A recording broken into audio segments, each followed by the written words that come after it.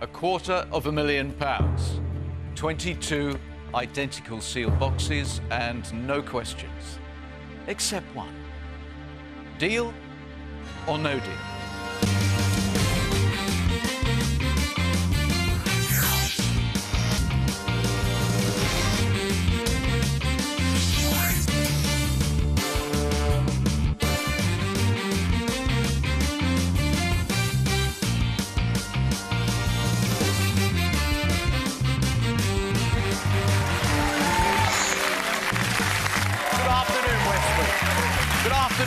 And a very good afternoon to you.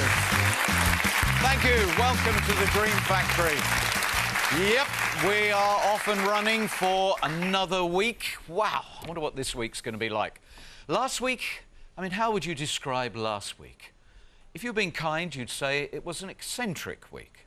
If you were being accurate, you might say that it was barking mad. I mean, we had Diana, yes, the nurse. Her surname was Please. How can you have a nurse called Di Please, was the question that we all asked. And then, of course, we had Harry. The first time we've ever had a player who was also a tourist. He brought his camera with him, and he snapped away taking pictures of the game. It was fantastic. And, of course, what do we all remember now, thanks to Harry? Don't forget, it's tax-free. What's tax-free? Well, who knows? Somebody could be about to win the £250,000, and it would indeed be tax-free. 22 identical sealed boxes, 11 in the West Wing, 11 in the East Wing, and those 22 very different sums of money, ranging from the 1p all the way through to the 75,000 that was very influential in the last sort of 7 or 10 days, and the £250,000 which we still have yet to allocate to anybody. Oh, come on. Will one of these people please come and win the £250,000?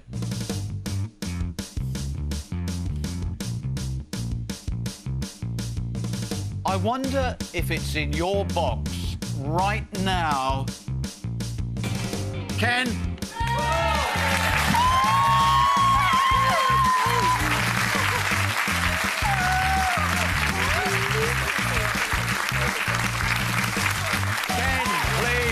Join me in the crazy chair.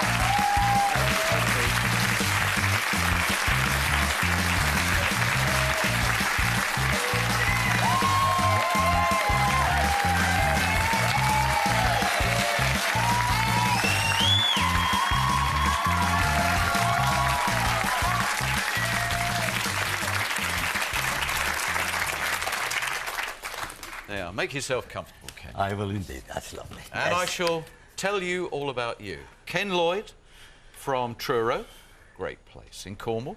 Retired now, you were a managing director of an industrial clothing company.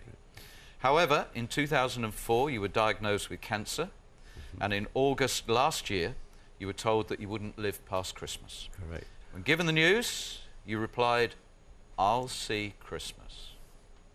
In December you had laser treatment, and you were told that you had nothing to worry about for a couple of years? Is that so? That's absolutely right. And I went out and bought a new car to celebrate. Great. Well, thank you for sharing the story, because I think that's inspirational for people who are watching. And we really wish you well with this game, because, I mean, if you weren't expected to be here, it's not bad being on Deal or No Deal, is it? You got your wife with you, Florence? Yes. Hello, Florence. Hello. Welcome to the game. Thank you. Are you a quiet Florence, or Yes. are you actually going to be the power behind the throne? No. No, you're just here as a witness. Just as a witness, yes. Right, OK. May I? Please do. Shall I hold the picks and you talk us Yes. through? This is, it's a family group on my 80th birthday. And we had a whale of a weekend. Brilliant. What I remember of it. Brilliant, brilliant. So, if you have a big money win, that group of people is going to be very happy indeed. Indeed. So am I, Yeah? for that reason. I need you, however, to confirm that you chose box 21 at random before the show. Yeah, I did indeed. It is sealed by the independent adjudicator, who seals all 22 boxes, and is the only person who knows where the money is. Ken, I really want you to do well. I'm I'm sure we'll get a bit of support from Florence. Oh, I think we will, yes. And you'll get a huge amount of support from everybody That here I know, and from the that I know. pilgrims. Yes.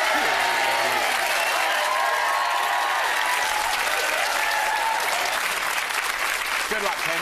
Thank you very much. Okay, we'll start the ball rolling. And for some reason, number 19 comes up front. Good luck, Ken. I hope it's blue. Thank you. Oh, 50,000. Can we start again, please? Yes. We'll forget that one. Yeah, we'll forget Yeah, that one. choose Yes, another one. That won't worry us. Choose another one. Go on. I reckon number 15, Lee, would be... Okay, Lee, we want you useful. to do better than Spiky.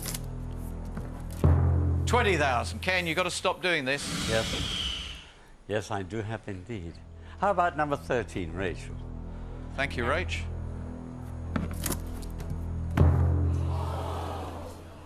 Oh, Ken, you are making this difficult. 75,000. Yes, indeed. 50,000. Let's...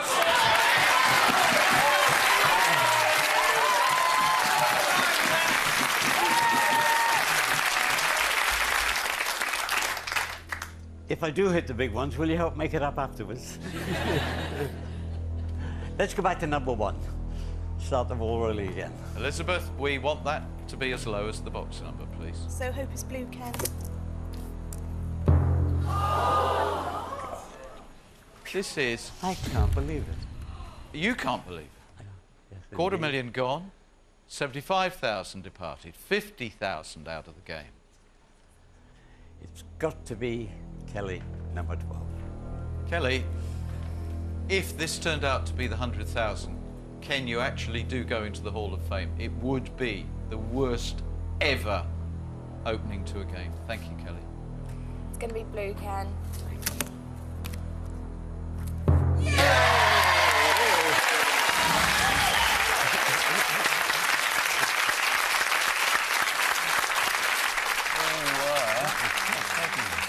never mind. Well, never mind. Never Well, you're making mind. this very painful for the rest of us. Never mind. Never mind. Never mind. Okay. He is not likely to take a very compassionate view at this point.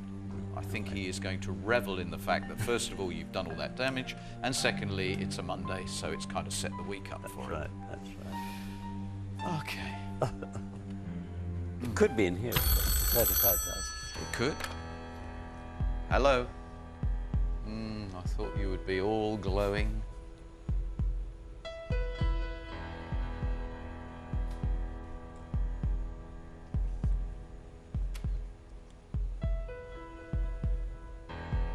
Oh, he's loved you since the beginning, Ken, and he thinks you're wonderful now. Oh, he's looked at your file, Ken. He's noted that since you arrived, you've been opening huge sums of money over there. You arrived with your charming smile and decimated so many games, he said. I think he's going to offer you a job, Ken. Oh, good. Excellent. I don't want one, thanks. Oh, I thought we were going to have a very different game. He said it's not often that you get somebody in the chair whose courage is beyond question. He then followed it up with an offer of £95.50. Pretty good. £95.50. Yeah. Shall I stay, darling? It's a very strong blue board. It is, isn't it? Now that's positivity. That's the way to look at it. You're giving yourself plenty of options on the left-hand side. Absolutely. And the opportunity to join the 1p club. No, we don't want that. No, we don't want that. Do you want a sweep? Do you want any advice? No, I think at this stage, I know they're all with me. And it's just a question of what happens when the box is opened. Yep. Okay, here it comes. Ken, £95.50. Deal or no deal? No deal. Thank you.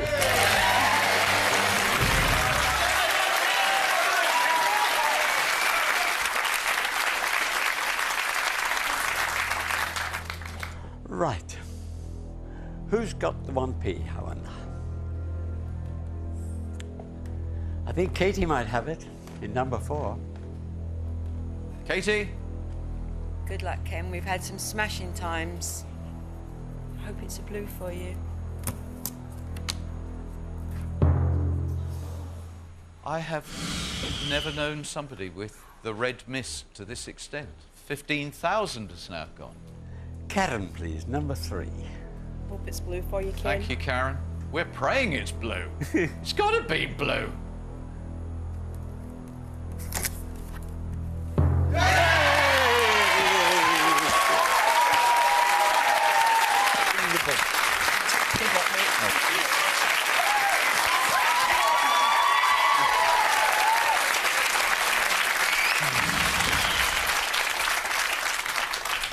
Nearly knocked the glasses over.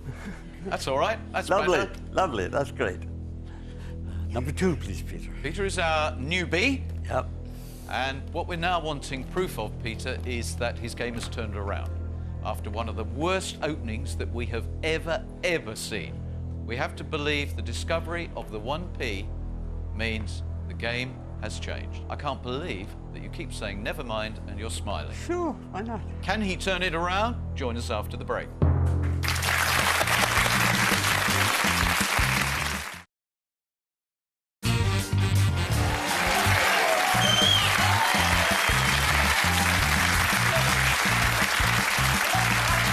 Never mind, he's putting a brave face on it. The reality is, this is disastrous. One of the worst games that we've had ever at the beginning. But this could also be the great escape. This could be the most sensational about turn. Still going with Peter, the seal is on. You can change your mind if you want, Ken, although I get the impression you're not that sort of person. No, once I make up my mind. Okay, Peter, welcome to the game, and please, please make it blue. Good luck, Ken.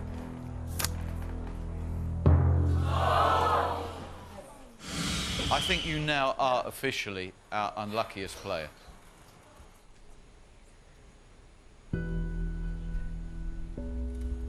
Nobody has ever decimated the game in this way at this point. Oh, Ken.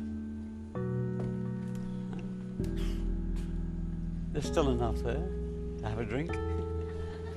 True. Here we come. Hello.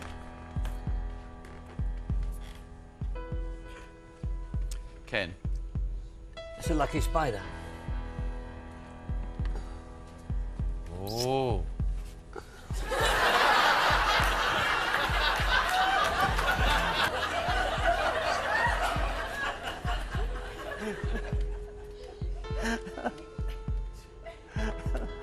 Yeah.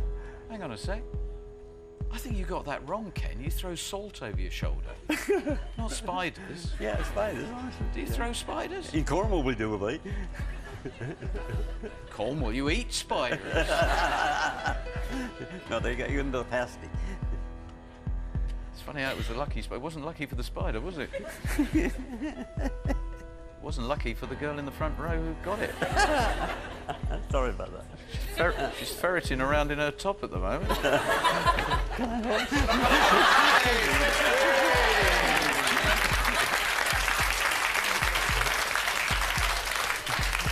At least warm your hands first.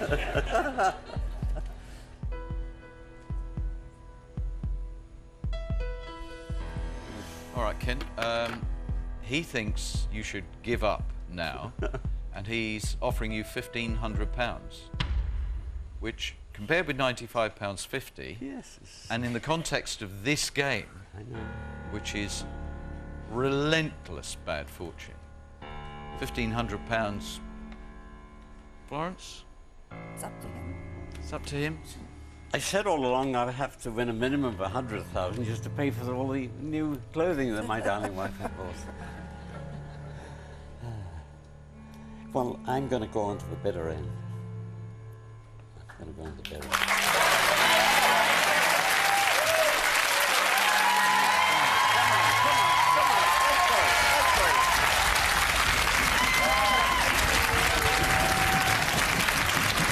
We've come to play the game, and we're going to play it. Well, now that is going to worry him. So, £1,500, deal or no deal? No deal. Thank you. Play on to the big round. Which, given the bad luck, is probably the finest tactic. Right. Mark, number 10, please.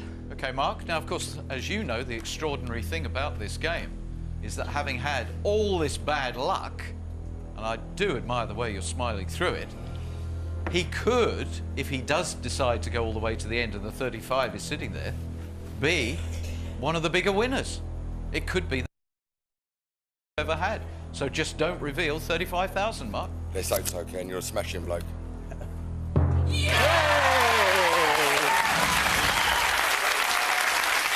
Have an all blue round. Come in.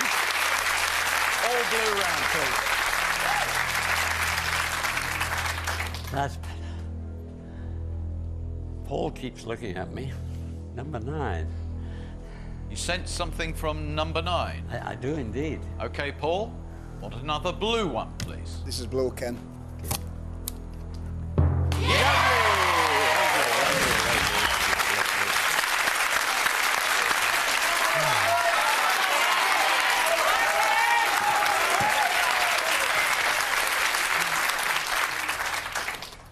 How about Helen, number 8?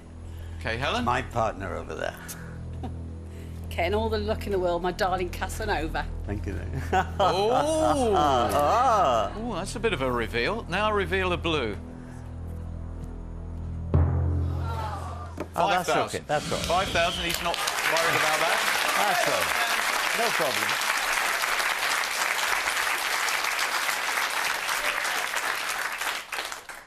No problem.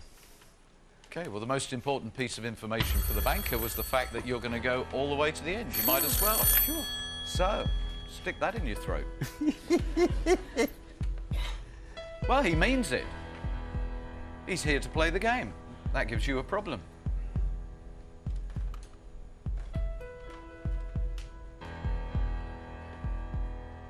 Thank you. Improved round. The knowledge that you're going to go all the way to the end, he's doubled it. We're now at £3,000. Starting to get to where we want to be.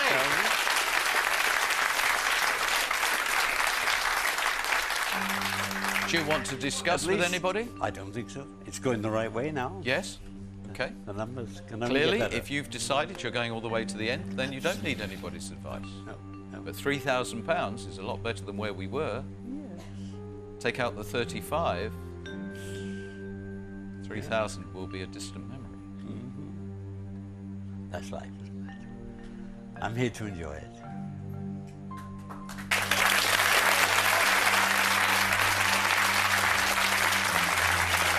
My time of life, I could never expect, anticipate the kind of experience that I'm now having, and all the wonderful people I've met. Well said. So, we ought to crack on then, Ken, shouldn't we? Please do. £3,000. Deal or no deal? No deal. Thank you, Ken.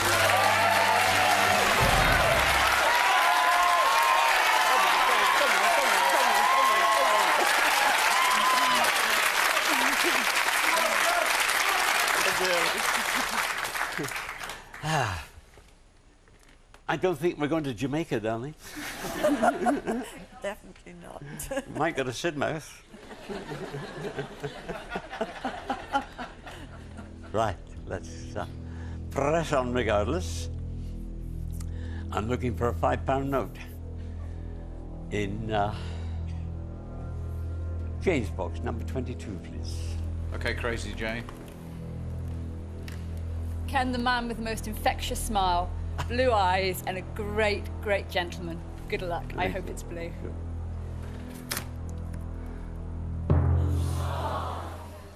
No. 35,000 has gone. Just when we thought the game had turned around, we've taken out the biggest amount.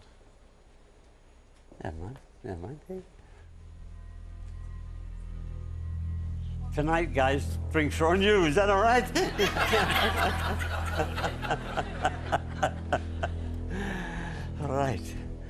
we didn't find the fiver. No. Mary. Quite contrary. Number 18, please, love. What can we say, Ken? You're a special, special guy. We've had so much fun. What is it with you? All We've the had women a going on about... Sorry? We've had all the Casanova stuff here, the charming gentleman with the sparkling eyes, He's eh? charming, he's special, he's a true gent.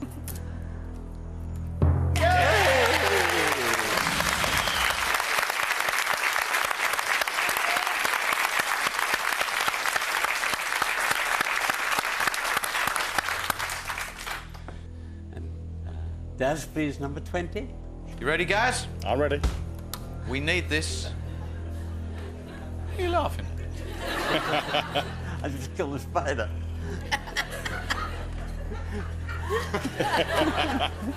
I can't take this.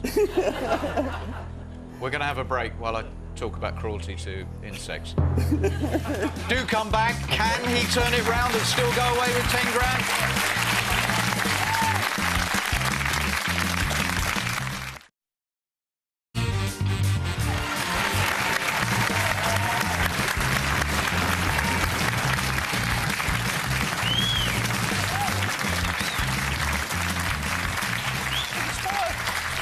I don't know how he does it. He keeps smiling. I must say, I'm feeling a little down at the moment. I just want you to go away with 10 grand, but the way this is going, you're going to pop it out of one of these boxes in a minute. So we're going with Gaz. Gaz, on 20, please. Okay, Gaz, it's got to be blue. Good luck, Ken. Blue.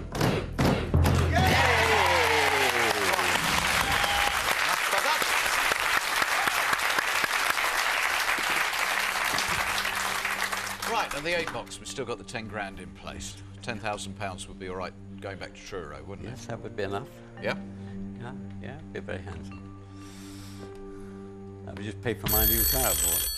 Pay for the new car? Well, it's already paid for, but put the money back in the bank. Yeah. You're losing me now. I thought we were going to Jamaica. No, not with 10,000. You can get to Jamaica with 10,000. We're going to Sidmouth. Wherever it is. Hello. No, Jamaica, well, you going via the moon? You know, I mean, 10 grand will get you to Jamaica. Yeah, but I drink a lot of rum.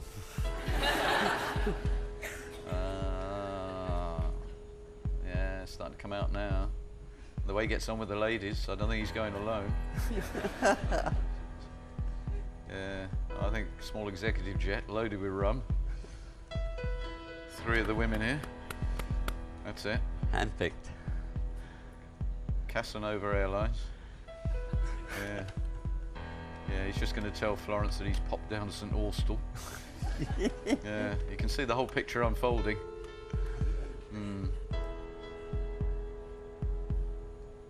Thank you. Okay, he says this has been a very upsetting game for lovers of Ken and lovers of spiders. He's had a call from the RSPCA. We're not happy with the way in which you dealt with that spider. The 8-legged friend, as you should have regarded it. The offer, therefore, is 8, 8, 8. 3 spiders worth of money for you. The way the board's looking, that's not a bad offer. Yeah, it's pretty good. But it's early days yet. Early days yet. So, are we moving on then? Please do. £888.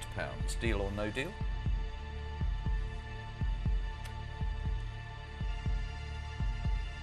No deal. Thank you.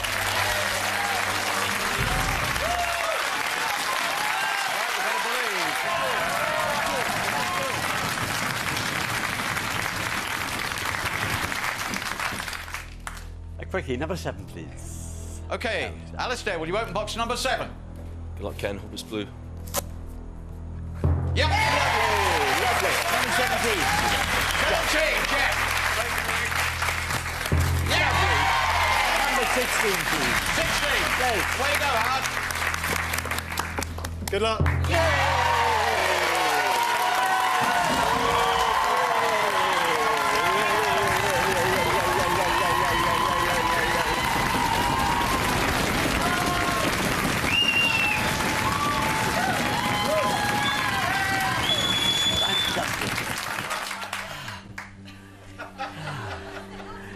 Mary's going to pieces getting over there. excited.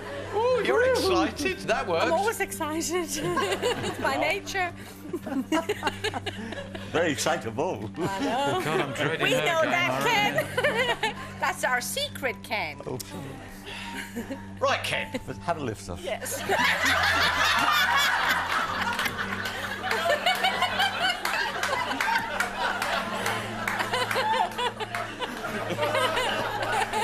I am so sorry about it. The quiet, mild-mannered man from Cornwall's got a very dark side. We saw it slip out with the annihilation of the spider. Now, his attitude to ladies, I mean, I cannot believe it. You're rampant. Aren't I lucky?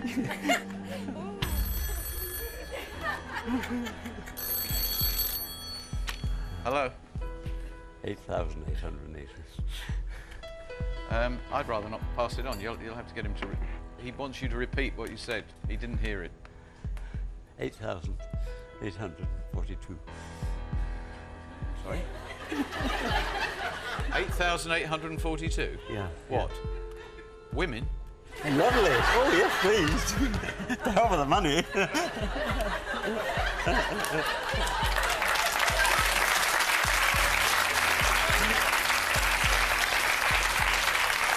No stopping him now.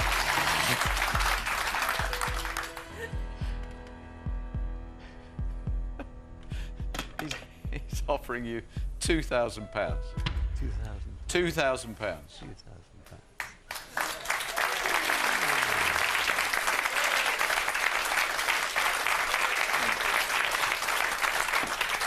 It's up to you. I've got the message. It's up to you. They were the words, but were they delivered in a code-like fashion? A strong shake of the head, I believe. I'm ready when you are. £2,000. Deal or no deal?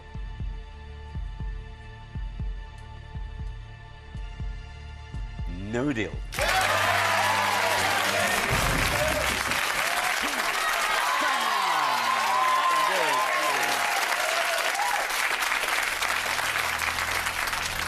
True to his word, he said he's going to the end, so as long as we don't find the 10,000, that is a tactic that is going to pay off handsomely. Where are we going now? Alan, please. Alan, would you be so good as to show us a blue, please? I hope it's a 5 again.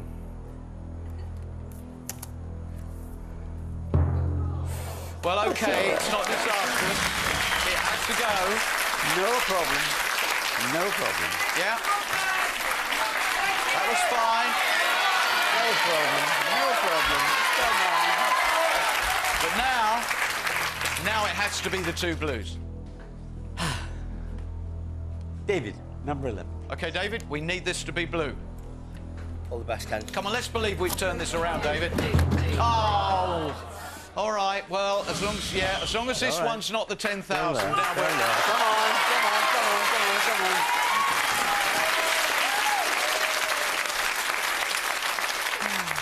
Right then. Now, Right, one more to go then. one more to go. £5 or £750, because box 21's got 10 grand, because Ken says so. Valerie. All right, Val. Okay.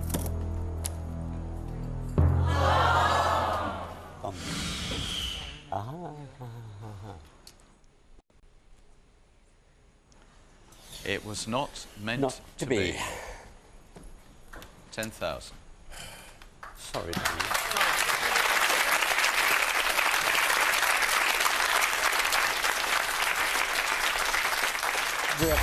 We haven't got enough for you to divorce me now, have we? Hello.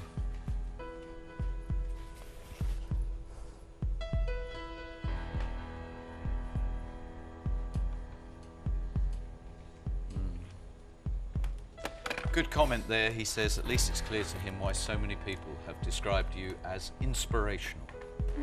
Thank you. The offer is £200. So we have £5, £200, £750. You said you were going to play it to the end, but is this the moment to think that actually £200 is a lot better than a fiver?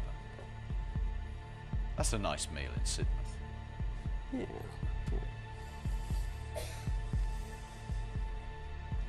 I'm ready when you are. £200, deal or no deal? No deal.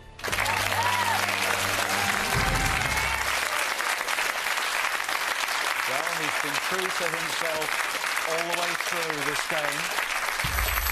And you can't say more than that. Hello. He says, best of luck, Ken. If you wish, you may swap the box. I appreciate that. But I've sat in this chair with that box there, and I'm not swapping it. Swap or no swap? No swap. Thank you, Ken.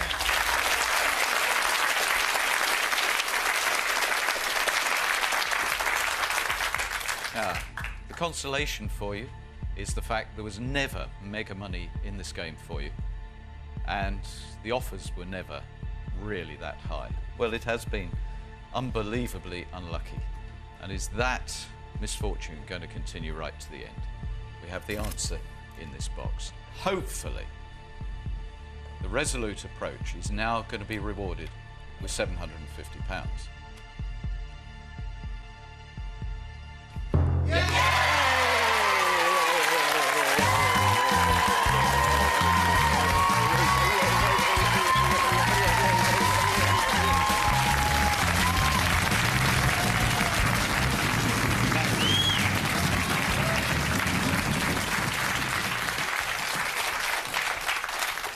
That really would have been our cruelest ever game if that had been the fiver. The fiver is over there with you.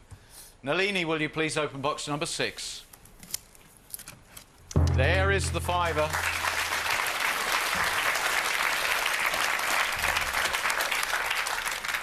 Better than nothing. Sure, sure.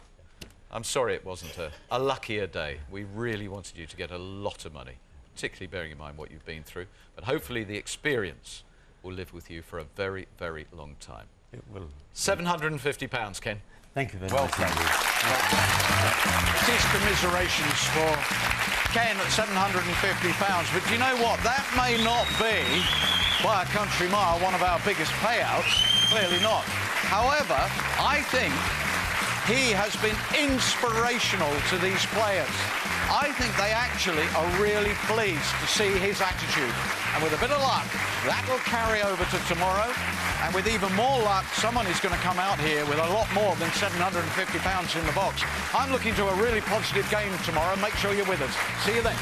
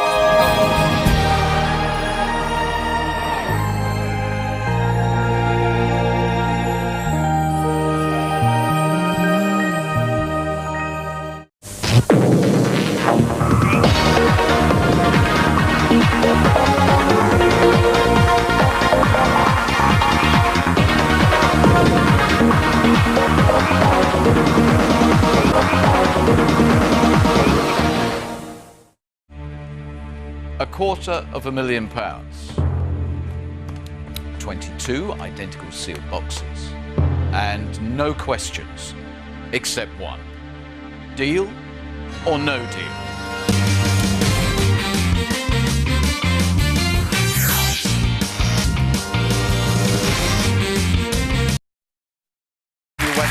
Thank you. Good afternoon on this Tuesday. Welcome to our Dream Factory. And yes, I'm sorry, we did have a very, very bad start to the week yesterday. We had Ken out here. It was so disappointing. I can't remember such a bad game. All the big numbers going in the early stages. And in the end, he went away with £750. I think the thing to take out of Ken's game is the resolute approach. He wanted to make the most of his opportunity to be here because he knew that that opportunity had nearly been denied him. You only sit here once, guys. So, why not today take a little bit of Ken's courage and let's see if we can create a very, very wealthy individual, and who knows, maybe a quarter-millionaire. 22 identical sealed boxes, 11 in the West Wing, 11 in the East Wing, and 22 different sums of money. And what was so depressing yesterday was Ken's appetite for the bottom right-hand corner. He munched his way through the Power 5. We don't want a repeat of that today. Let's believe that one of these names coming up here is going to be our most successful player ever.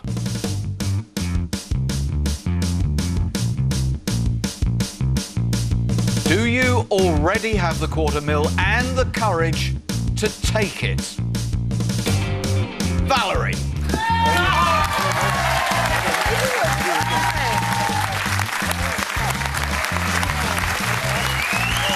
Valerie, come and take the walk of wealth for me, please. Thank you, guys. Thank you, guys. Thank you, everybody.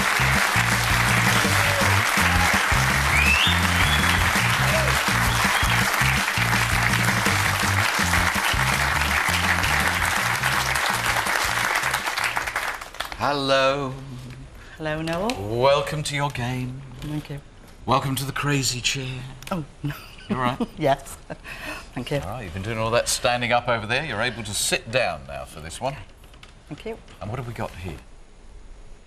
That is me, Yes. being adventurous, holding about a 20-foot python. Who won? Me. You did? It was a male one. Oh, already laying your stall out for the banker. And then we have a horseshoe. Now, obviously we're aware that horseshoes are deemed to be lucky, but tell us about this one. This is what one of the contestants gave me for a present, David. I said I would carry it everywhere with me in life now, and I'm going to. Okay. Do you believe in things like this? I do, yes. I am very spiritualist. I do go to spiritualist meetings, things like that, you know. Numbers, I'm very, very lucky with, or I have been very, very lucky with numbers. And how are we feeling about box 13? Okay, actually, okay. I've got a few special numbers, but I'm feeling fine today with this one.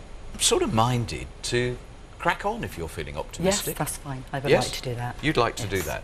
that. The housekeeping is that I now need you to confirm that you did indeed choose box 13 at random.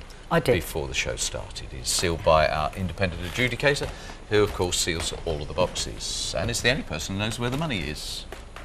Now, you're going to start discovering it. Have a really great game, Val. This could be a fantastic battle with the banker. Good luck. Okay, thank you.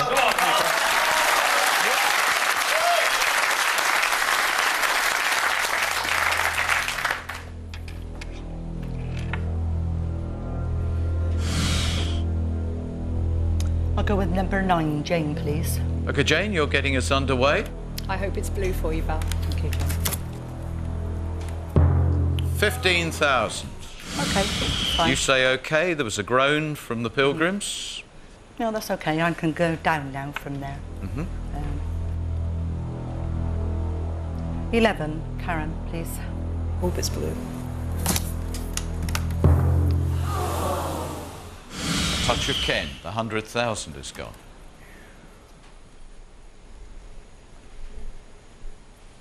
Now we have to believe that box 13 has the 250, and you are going to be our first quarter-millionaire. I'll take 18, Alistair, please. Okay, Alistair, give us a blue. Really hope it's a blue. Good luck.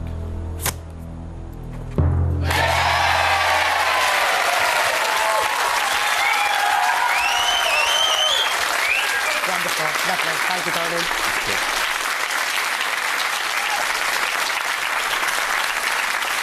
Thank you, love. Okay.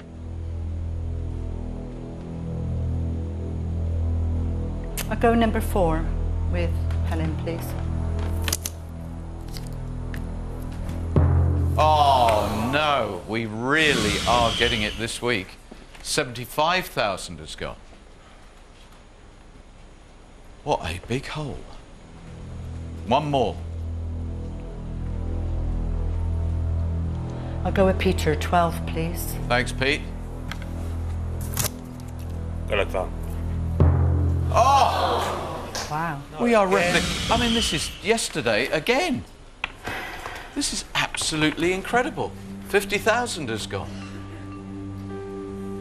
Well, that's such a shame. I was really hoping you were going to come in with a fantastic opening round to spook him completely. Never mind, there's still quite a bit there. There's enough for me, put it that way. This story you've got here says that when you were eating in a restaurant, a baboon attacked you. I mean, should you not have ordered it rare? I mean, if you'd ordered it maybe well done, it would have been. Yes. We were in Kenya and we were having a meal in a roadside cafe restaurant, and I just got up to look at a little baby sort of baboon, just looking at it, and then I felt this big hand on my shoulder and sort of shrugged it off, because at the time I'd had a few words with my partner and I thought, get off like you do. A hand come round this way, and there it was, mating my leg, which I was not very happy with. But everybody thought it was great, good photograph. Hello, Val's game.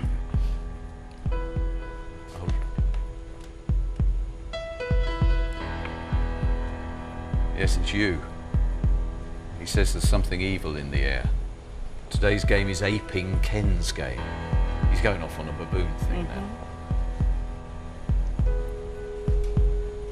I'll tell her. He claims he's been looking at the numbers, he's been looking at his tea leaves, he's been reading the stars, he's been feeling the breeze on his face, and all that other stuff. And he thinks that this is going to go horribly wrong for you. Even though it's a long time since he's been a medium, because he's extra large now.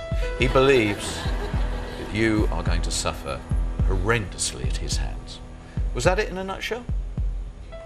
Good. There are ill omens in the sky, so you can probably guess what the offer's going to be. 6, 6, lever. You may leave now. Is that 66,000? Is it 600? That's how I read it. Okay.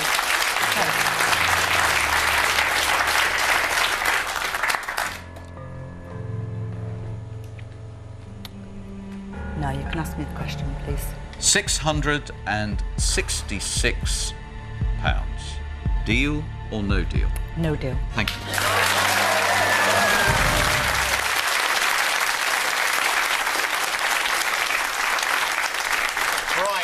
Now we need to believe that the baboon of good fortune is going to crawl all over you.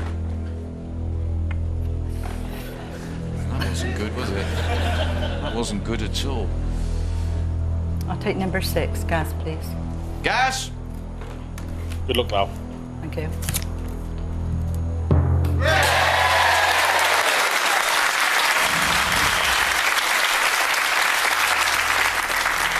Now, of course, if we're following a numerological trend, we've had £666. You had box 6, and there's another one with 6 over there. I'm not going there. Ah. I'll go with Malini, please, number 10. Nalini? Wish you luck. Oh, no. 20,000 now.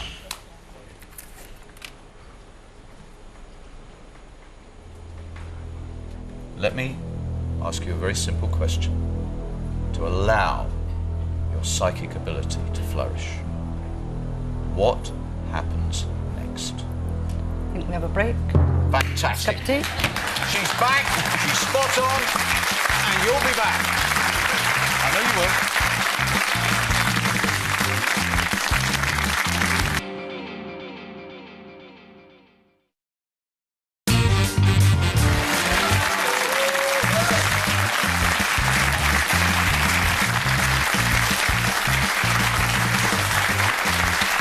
Welcome back to Valerie's game, which we thought would have a spiritual theme to it, but certainly the opening round gave us cause to question that, but now, if you can avoid finding the $250,000, we might get somewhere. You've got one to go to the next call with you-know-who. I'll go with number 21, please, Howard. Howard? Nice blue one, please. Very nice blue one, beautifully opened, please, Howard. Yes!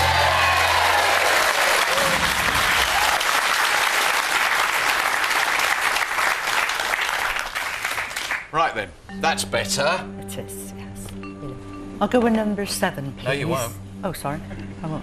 No, you won't. Oh, That's sorry. a really, really bad mistake. Here it comes. She did it as a joke. It was just a little joke. She likes Katie and she was thinking the two of them might go for a stroll. That's what she meant. I'm going with number 7. Yes. Did that impress you, the picture of Val with the snake? Oh, what was it? It was a boa constrictor, wasn't it? Was it? Python. Python. Hi. Feel free to groan louder, you know. I mean, let him know that this is wasting valuable time. Let's not get into snake jokes. Stick with the baboon. You're trying to rattle her.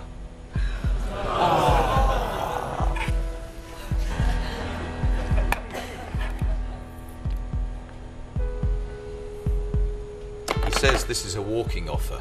Well, slithering offer was what he actually said. £5,013.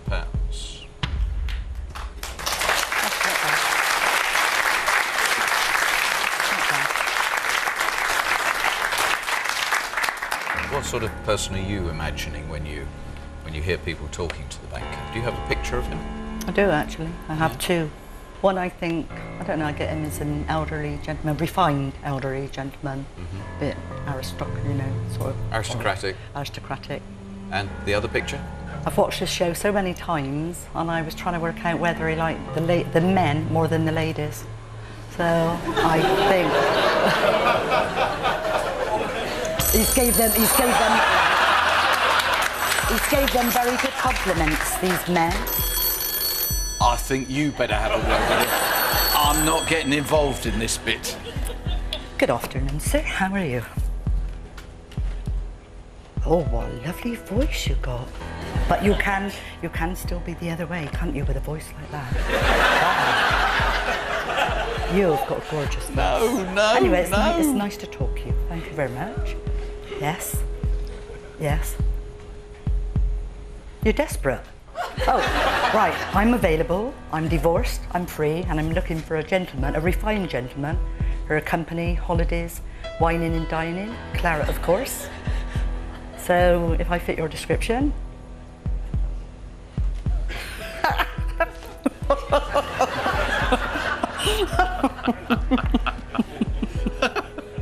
What's going on? Well, I'd willingly be your carer and help you if it came to that. Willingly. Thank you. Bye-bye. He didn't give you all that about he has trouble getting up in the morning. No. Oh. He has trouble passing something. I won't say no more. Does he? Yeah. And I now got to get a lawyer. He's gone. Yeah, he put the phone down on me. Right. No, he was very, very nice, and he taught me a few things. He's got a few problems, which I said I could help him, as you heard. Yeah. I just hope he's good to me, because I've been good to him so far, haven't I? So, Yes. I have, haven't I? Really speaking. Absolutely. Yeah. So, Ask me the question, please. £5,013. Deal or no deal? No deal. Thank you.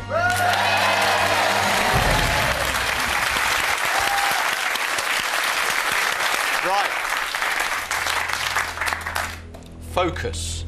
You can still be a $250,000, and we want you to be.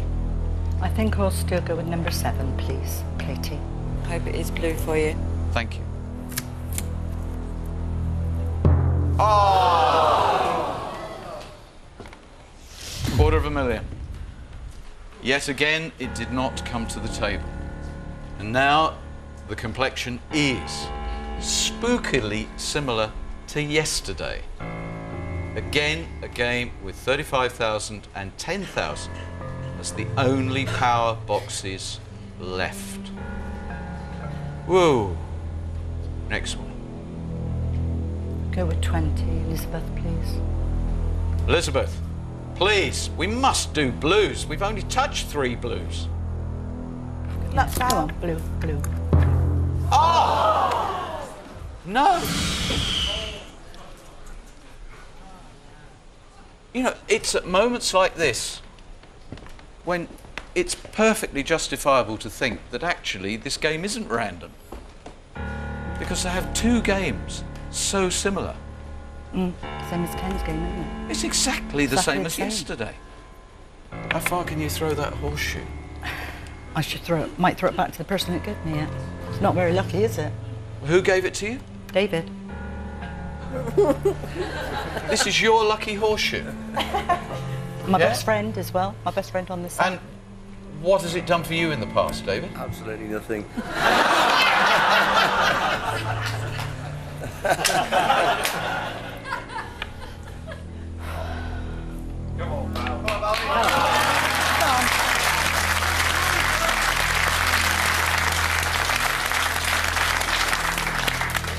Next one. I'll go with Jeff, number 17, please. Break a leg. Another red one. We want to conserve reds now. Thousands left.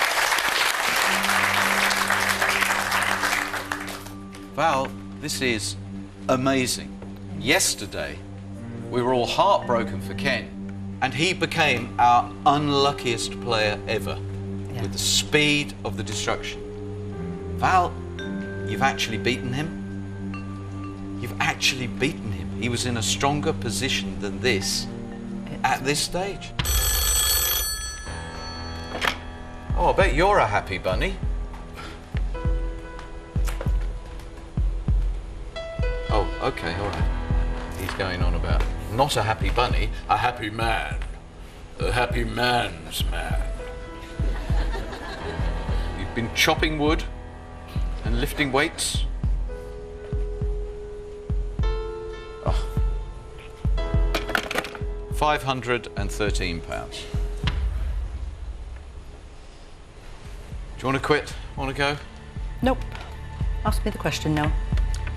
£513, deal or no deal? No deal. Thank you.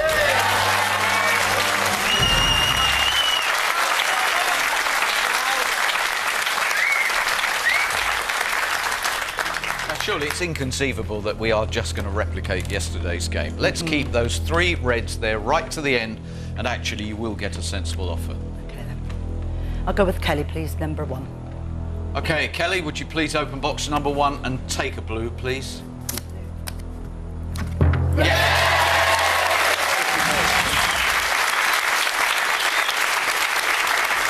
I'll go with Alan, number 2, please. Alan, we want another blue. We need an all-blue round. So if it's another blue, Val. Good luck.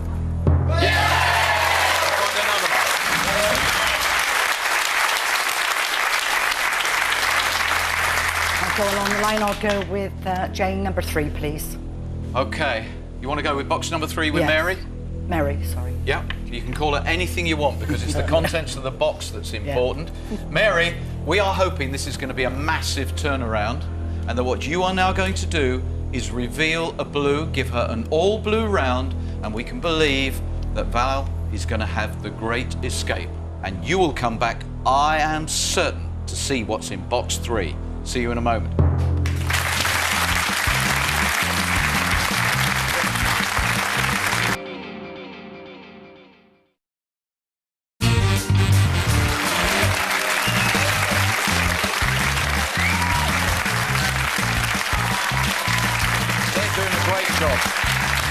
We're all needing to focus on Valerie. Mary is your 3rd and final box in this round. The seal's on. Do you want to change your mind? No, I'll go with number Mary, 3. not 10,000, Blue. 5,000 or 3,000. We have to now carry the reds to the end of the game. Thank you. Blue. Good luck. Thank you.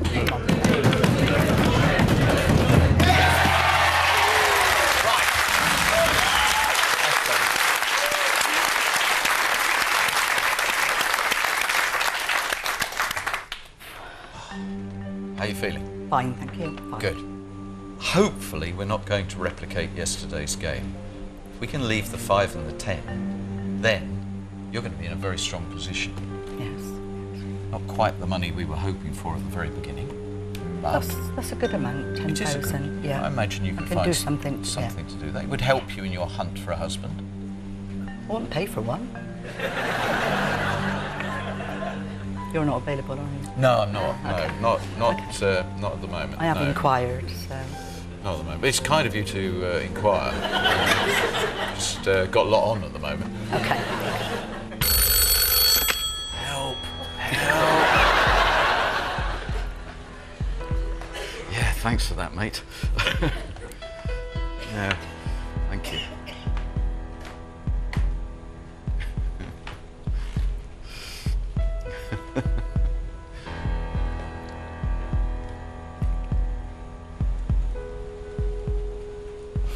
Okay, thank you.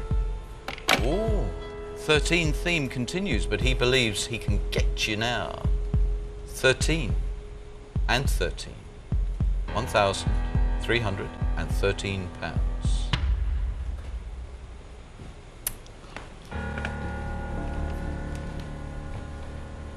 Quite good, I think, for that, yeah. It is. 13-13 feels pretty encouraging. Jeff, what are you thinking? You're nodding. Very fair offer, I think. It is, isn't it? It is, isn't it? Thank you. Last David, please. David? Oh, yeah. Yeah, my lucky partner. I definitely think there's another round in there, Valerie. I definitely think there's a lot of blues on there. Chances are you're going to take most of them out. You feeling lucky, David? I noticed he didn't bother to pick his horseshoe up. No, you can ask me the question, please. Okay, £1,313, Val. Deal or no deal? No deal. Thank you.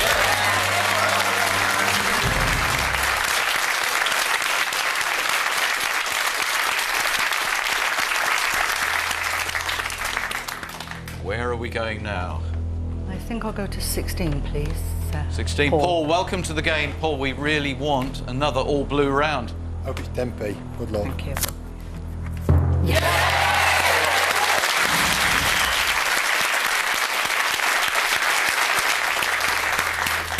Okay, right, this is really serious now. We can believe £10,000 is in front of you. If you don't hit it now. I'll go with number 19, please. Okay, Lee, keep the belief alive. We all want to believe she's got £10,000 in that box there. Good luck, Val. 5,000's gone, your fallback's gone, but try and hold on to the 3,000, find another blue. Yeah. I'll go with David, 14, Come on, we're please. nearly there. Valerie, David, best you of luck. put the Love you mockers to on bits. this whole game. Please don't destroy it. Blue, come on, blue. Blue, blue. 3,000's gone. Okay, this is now an extreme game. £10,000 or peanuts. What are you thinking, Val? Still think it's in there. Still feel it. Yes? Yeah, I want Go to on, in there.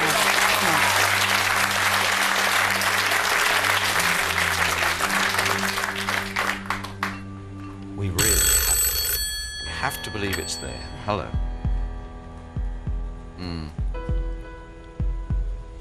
Oh.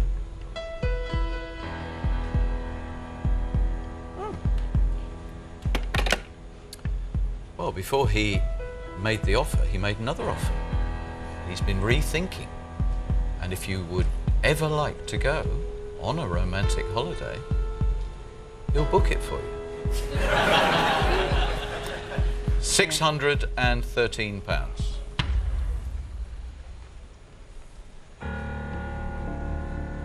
Is it time to really just say, well, it's been Ken's game all over again, it's not my lucky day, or are you going to gamble? I come here to play a game whichever way it went, I said I would play to the end, and I'm going to.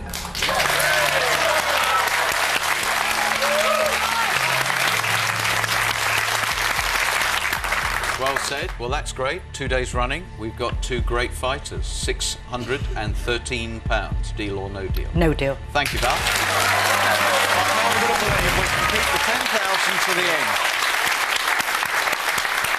We have to believe that the 10,000 is there. We mustn't see it. This is totally all or peanuts. I'll go with Rachel, 22, please. Rachel, any of the blues? We've just got to see blues. She has to have a blue round. Thank you. Blue, blue. Luck.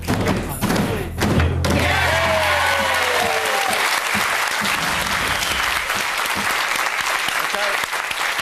The sums of money are so close that it's not even, well, leave the £10. I mean, it's just got to be two blues. I'll go with my best friend. I've enjoyed staying with Sandra, please, number 8. Spiky, please, please, we have to believe we can turn this game round. Another blue blues. we need. Let's have blues. I'm going to Come on, blues.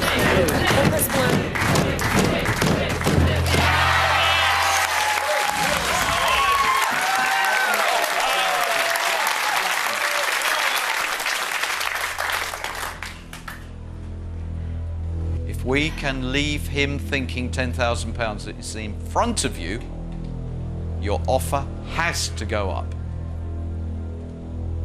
I'll go with Mark, please, number 5. Mark, it's all on this box. Just totally all on your shoulders. Okay, well, the best of luck. Come on, blue, blue, blue, blue, blue.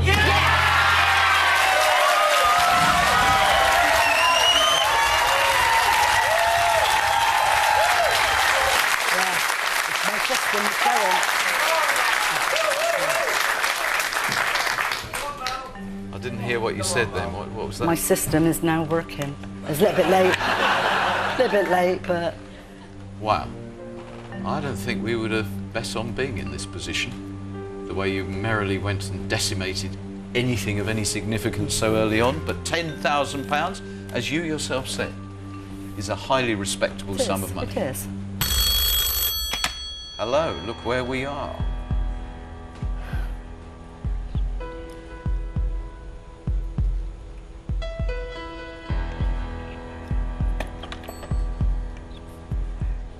He's now offering you for box 13, £3,013. Well, we're in a better place than we were a short time ago. That's a very good offer. And now we've moved into gambler's territory. You did say you've come to play the game.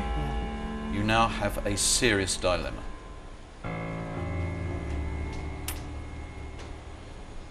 Ask me the question. Ask me the question, Noel, please. £3,013. Deal or no deal?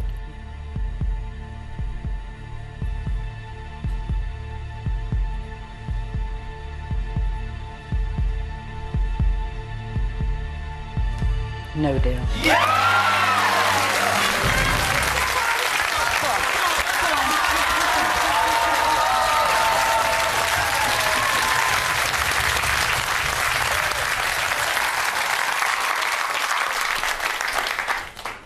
That is... That's all right. It's okay. That's okay. Hello.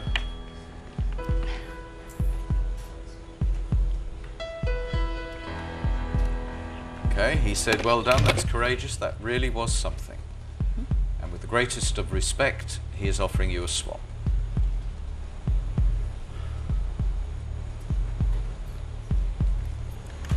Valerie, I don't mean to sway your decision in any way. Whatever you feel comfortable, but my lucky number is 15. My birthday is the 15th. And the last time I had 15, he had a blue one. There'll be tears again if that's the blue. I know, and the numbers are working out, that's why. Somebody who doesn't want to sway you, he does a bloody good job. He probably wants a drink off of me. If I win 10p, he's got to buy me a drink. Well, I've always said from day one when I came here, I would never, ever swap. So why are you thinking about it, Simon? I've changed my mind. I'm gonna swap.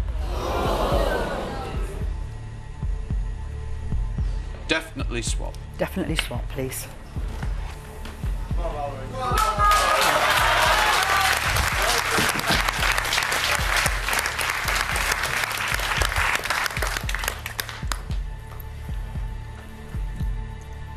Have I just collected 10p?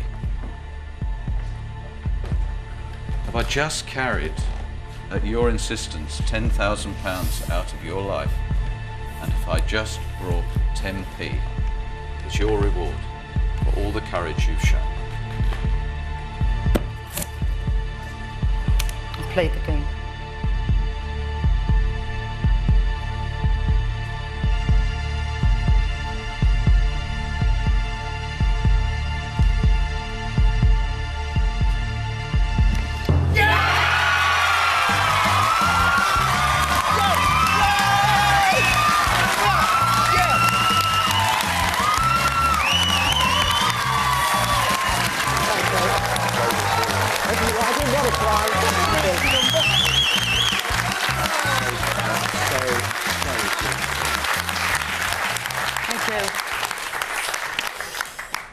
This was the great escape. You turned this around absolutely brilliantly. There was no more money than £10,000 available. You have played the perfect game. Yeah. And for whatever reason, changing your conviction that you weren't going to swap did the job, and thank goodness, because I didn't want to see him cry. Paul's lucky box worked for you. Fantastic. Paul, will you open box 13, please, and reveal Blue. where Gladly. the 10p is? I am so pleased I carried that away from Yes! you, Val. He beat the So banker! pleased. We beat him! Oh, for We yesterday's beat him! game.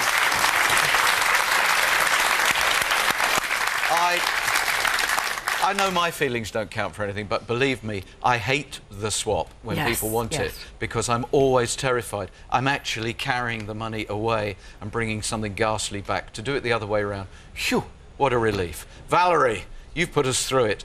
£10,000. At last! It's almost like we've broken a curse. She got the 10,000. I thought we were going to set off down this week with a whole succession of really ghastly games, because Ken's was so awful yesterday. But by having the raw courage to turn down some quite sensible sums of money and then deciding to go against her own instincts and go for the swap, she's 10 grand better off. And I am really relieved. I suspect you are as well. Make sure you join us tomorrow when hopefully we're going to find that $250,000 and stop destroying the Power 5 in the first round. See you tomorrow. Bye-bye.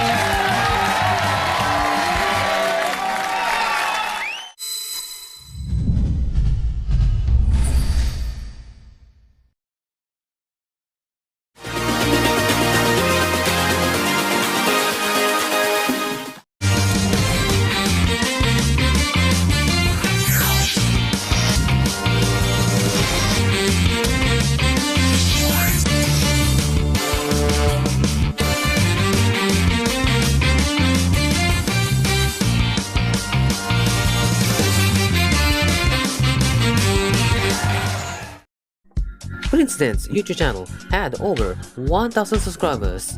Amazing!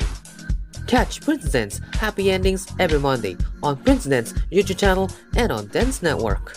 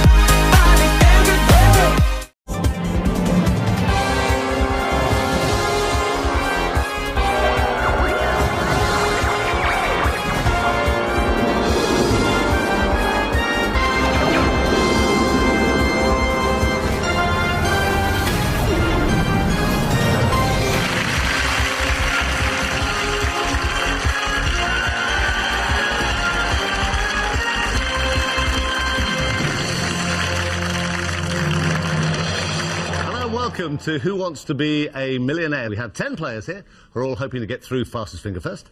And up in the audience around us are their partners, very, very eager to join them in our hot seat built for two. Now, there's nothing that brings two people closer together than a shared interest in winning £1 million.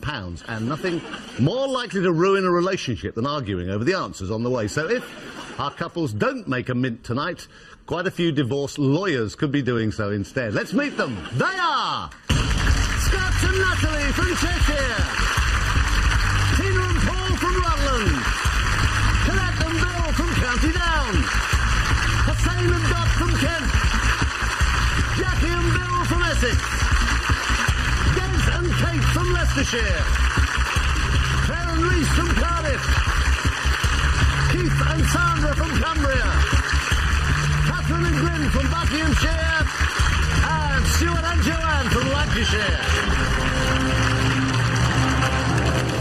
Right, here we go. Time for those 10 people to impress their partners by playing fastest finger first. There are 4 answers, only 1 correct order, though. Find that in the fastest time, and whoever does that will be the first tonight to have their partner join them in the hot seat to play for a possible shared £1 million. Nice and quiet, please, in the audience.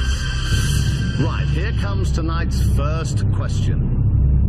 Put these nursery rhymes in alphabetical order. Sounds nice and straightforward. 4 nursery rhymes coming up. We want the one starting with A going towards Z. Here they come. Little Jack Horner, Little Bo Peep, Little Polly Flinders, Little Boy Blue.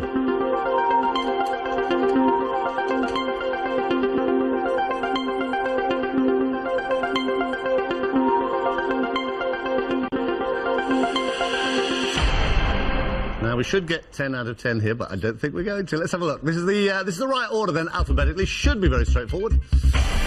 Little Bo Peep, B-O.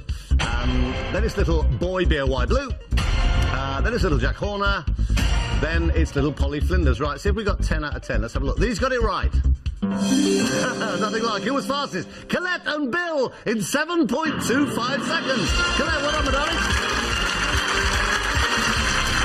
You all right? You look really fed up. The worst thing that could happen, I might give you £1 million. Now, which one is your man of all these people? Which one is he? Oh. What's that? Is that Bill? He's my man. Good grief. You can be any good? Oh, it's not bad. It's okay. not bad. Okay, let's play for £1 million. Come on, give him a big hand.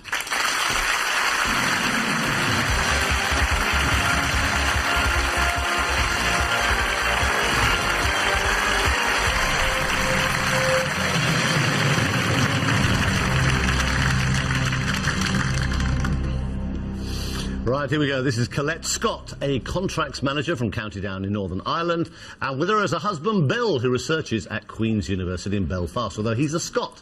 They've been married for 11 years. They have 2 kids, Celine and Liam. There they are, having a little bit of a cuddle.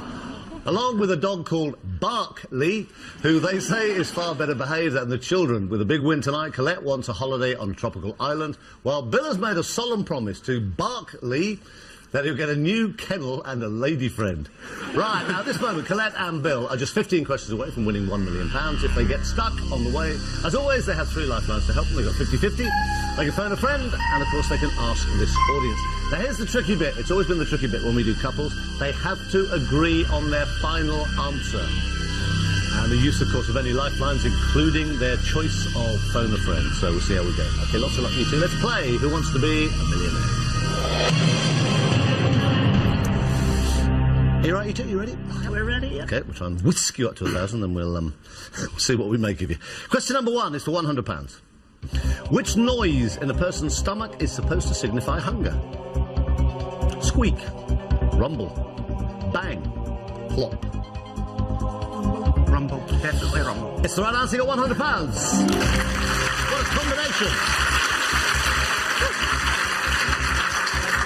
Question number 2 for £200. According to a popular saying, there's safety in what? Numbers, letters, symbols, colours. Numbers. Yeah. Right answer, £200.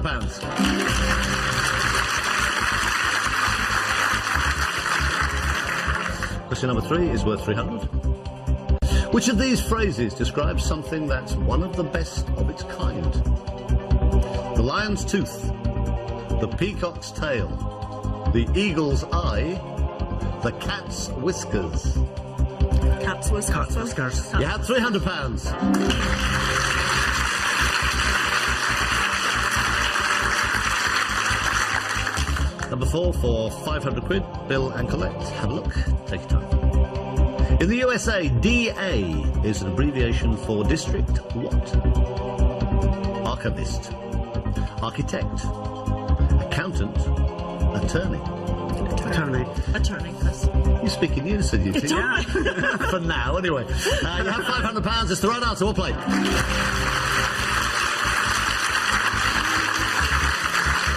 Right, last point, you could go home with nothing at all, which would be shameful when you had to go back and face the kids. But you've got all 3 lifelines. Question number 5 will guarantee you going back with at least £1,000. Here it comes. Which of these refers to a member of the governing body of a university or college? Chap, bloke, fellow, gent. Fellow. Has to be a fellow. It's the right answer. You have £1,000. We'll play.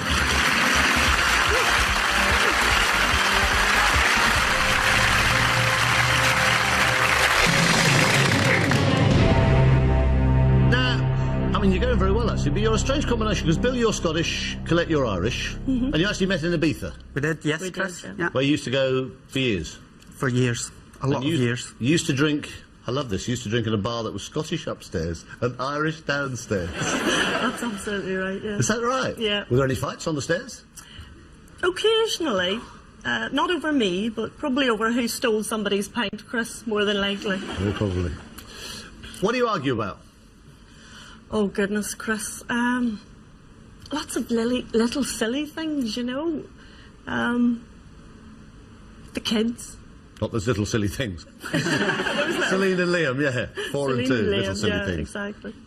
But when you have an argument, you see, this is, actually a lot of blokes do this, when you have an argument, Bill wanders around the house talking to himself. Yeah, he does that all the time. It cracks me up, you know. And just when you think he stopped, you know, I'm going, oh, thank God he stopped. It started again, away off round the house again. Yeah, like that.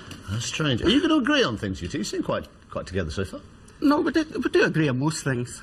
Just, Yeah. as Colette says, silly wee things we don't agree about. Or like answers to questions. Yeah. Answers to questions, Things yeah. like that. OK. Well, now you have £1,000. That's guaranteed, so that's good. Whatever happens, you go back with that. Back to Ireland. You live in Ireland, don't you? Yeah, Northern You Ireland. moved from Scotland to Ireland to be with the family. OK. Question number 6, then, is for £2,000. You have all 3 lifelines. Bâle is the second largest city in which country? Spain, Italy, Poland, Switzerland. Any ideas, Bob? I would go for Switzerland. Definitely go for Switzerland. Why definitely? None. Well, I definitely wouldn't go for Switzerland then. No, I'm just trying to think of my geography from school. I don't think it's Spain. Are we talking thinking here, or do you know? I think I know. You think you know? Because I don't know where it is, to be honest. I would still go with Switzerland, but you can go 50-50 or ask the audience, or... But why Switzerland? What, is it just jumping out at you, or what? I just seem to recall it from school. Come on then, tell me, how certain are you, Bill?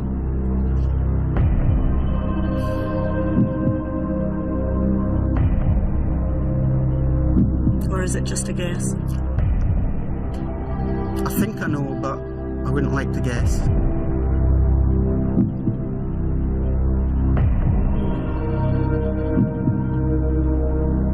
So what will we do then? Shall we use something? Yeah. What's the best, do you think? Ask the audience? Ask the audience. Yeah. We'll ask the audience, Chris. You're quite scary, aren't you?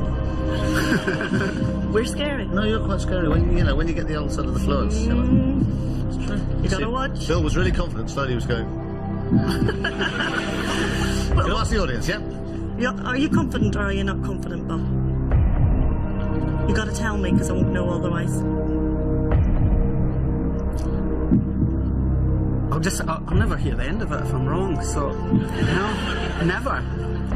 But you're not telling me straight. I'm confident that it is Switzerland. If you're confident, we'll go for it. There's only question number 6.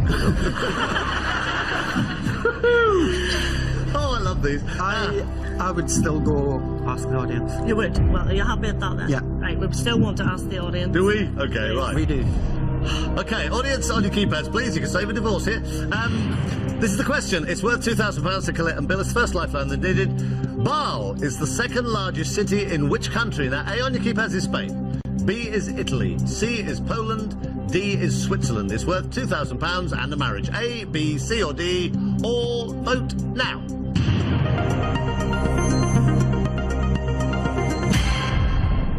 %. That's quite high, but I know it is. 3% of this audience think you'd find Basel in Spain, 5% think you'd find it in Poland, 92% thinks in Switzerland. Okay, I'm happy to go for Switzerland, Bill. We'll go with that, yeah. Final answer? Yes, Chris, yeah. Final answer. It's the right answer. You have £2,000.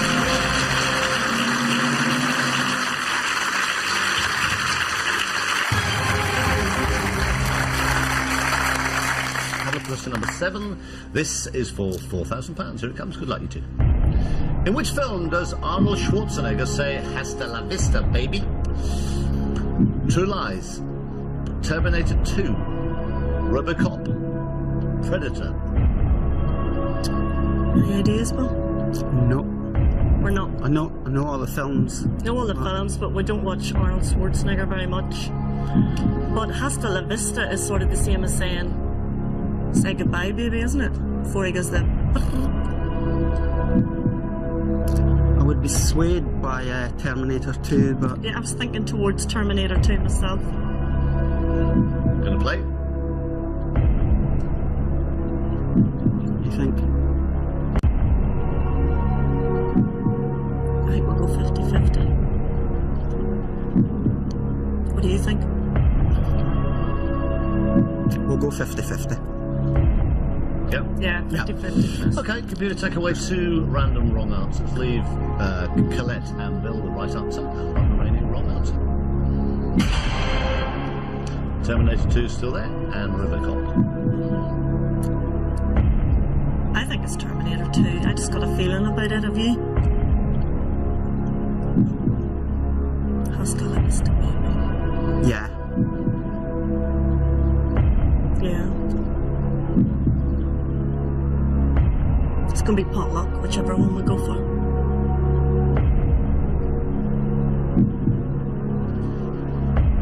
Terminator 2, Bill, do you think? We'll go with Terminator 2. Terminator 2 it is, Chris. Oh, it's the old hand-holding bit. Yeah. Final answer. Final answer. Yeah. It's the right answer. You've just got £4,000.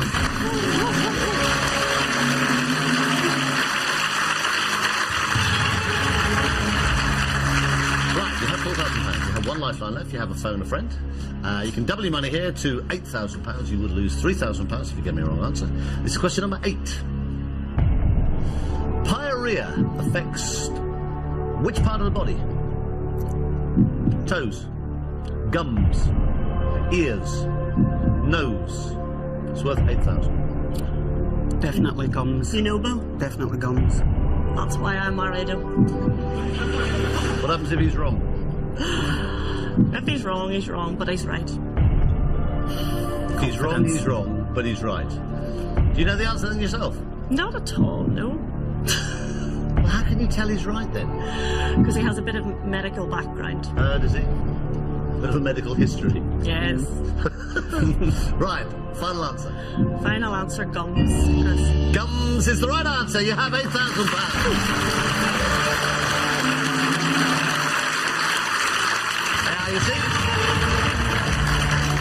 That's why she married you, Bill. And you were wondering. Now, you have £8,000. You have 1 lifeline left. Question number 9 would get you £16,000. If you play it and give me the right answer, you can use a lifeline and still walk away £8,000 better off. Take your time, have a look at this. You are 7 away from 1 million at this point. Here it comes. What nationality is the racing driver Nick Heidfeld? Danish, German, Finnish, Dutch.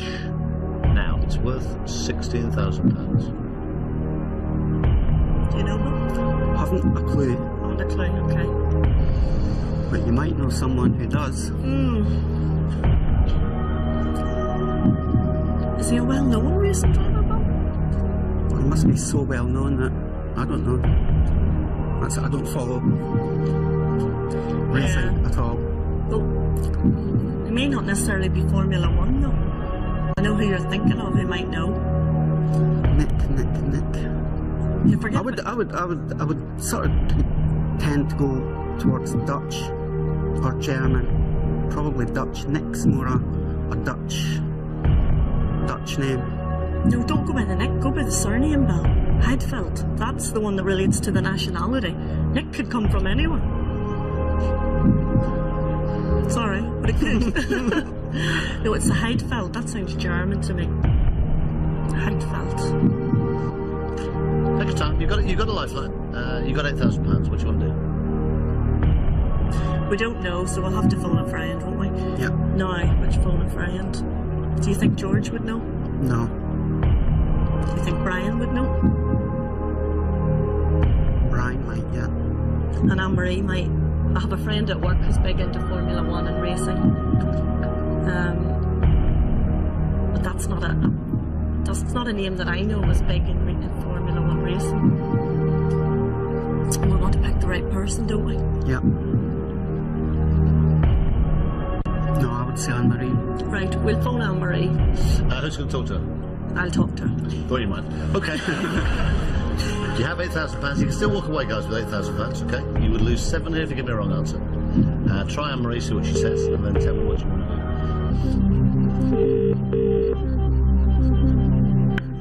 Hello? It's Chris Tarrant here, good evening. Hiya. How are you? I'm fine. You sound a bit, I don't know, a bit bewildered by the whole thing. Just a bit. Well, now, serious business. You gather by the fact I'm ringing you that we've got Colette and Bill here in the hot seat on Millionaires, a couple special. They're doing okay. Okay. Bit of squabbling going on, but otherwise they're all right. But they're stuck on £8,000. It does mean that your answer is worth £16,000 to them. Oh, lovely. All right, Dan, lots of luck, Colette. 30 seconds, your time starts now. Anne-Marie. Yeah? What nationality is the racing driver Nick Heidfeld? Danish, German, Finnish or Dutch? Nick Heidfeld. Have you any idea, Anne-Marie? What's the answer again? Danish, German, Finnish or Dutch? 12 seconds. I could guess it, but I don't want to. Just tell me what you think. Anne-Marie, please. I could guess Dutch, but Dutch.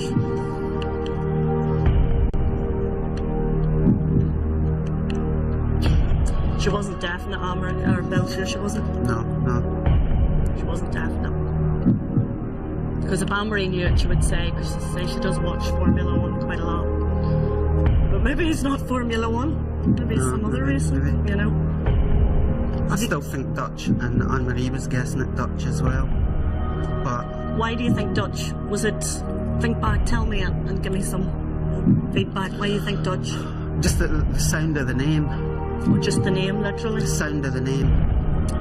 What nationality are most of those racing drivers? What do they tend to be? Or are they a real mixture? Wherever they come from. That's their nationality. There's loads of them. I mean, every country has its own team. Yeah. Do you want to be greedy or do you want to be safe? Or are you getting a strong signal from God for Dutch? Getting a signal for anything. I still think Dutch. I'm scared, though.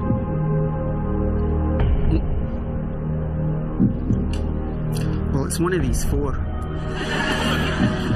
You've got a 25% chance of getting it. Yes, but then it's always like that.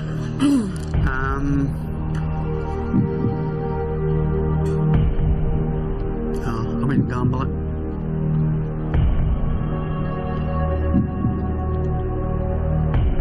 No, I don't think we should gamble, but done well getting this far. I mean, to me, it sounds German. You know, it could be a German or a Dutch name. Yeah. And £8,000, I'm very happy with that. Yeah. Are you happy with that? Yeah. Yeah. A great day anyway. I think we'll stick Chris. Final answer, subject money? Yeah, final answer. We'll take the money, Chris. Okay, give a big hand. They go back to Ireland, £8,000 better off.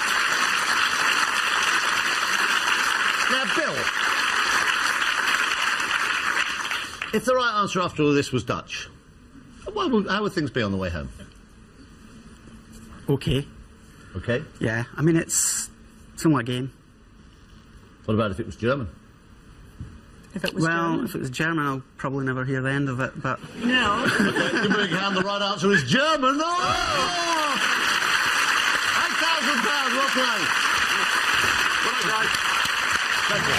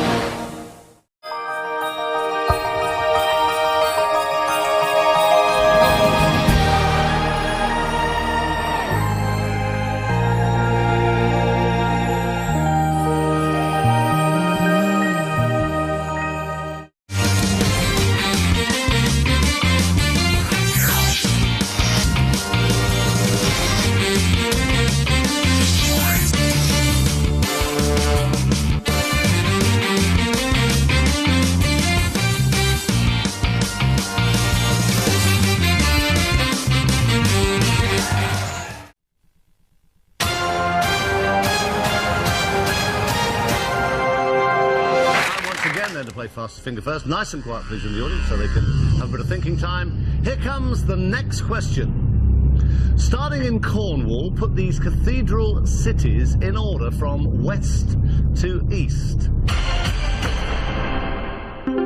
Exeter, Canterbury, Truro, Winchester.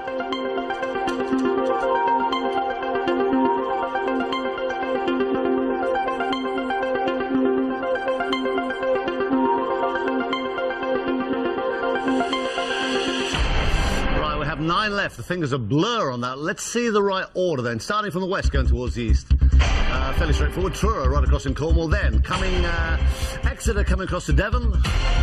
Then Winchester. And then right across the other side, Canterbury down in Kent. So that's the right order. Now, 9 start. Did 9 get it right? These got it correct. How many? Only 2. Who was fastest? Catherine and Glyn in 3.45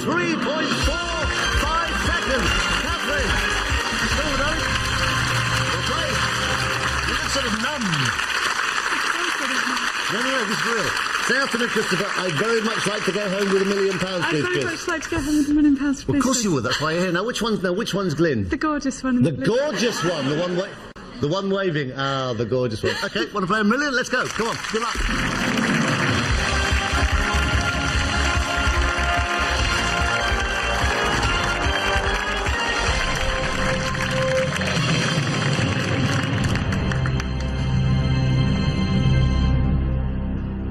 Right, here we go again. Second couple tonight. Now, this is Catherine Hurst, a telecoms worker from Milton Keynes in Buckinghamshire. Her husband, Glyn, the gorgeous one. Her words, not ours. Catherine is probably the best birthday present Glyn's ever had, as they got married on his 21st birthday, which does sound very romantic. But, of course, it may just be a clever ruse to make sure Glyn never forgets their wedding anniversary. Glyn says Catherine loves him loads and always wants him to go to bed early, though once she's asleep, Glyn then creeps downstairs to carry on playing on his computer. He also provides company for the other nocturnal member of the family, Rooksley the hamster, who apparently lives in a mansion. Yeah.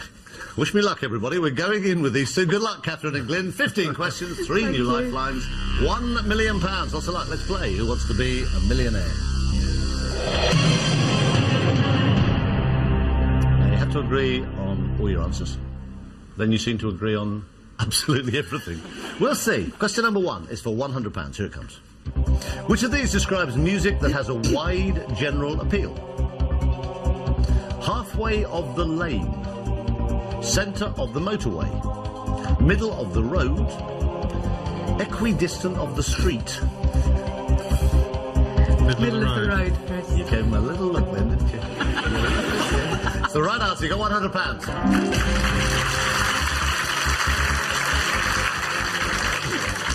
Glyn, the gorgeous one. You have £100. Question number 2 is for 2. You won't know this stuff when you get back. Question number 2 is for £200. Here it comes. Complete this phrase which expresses astonishment.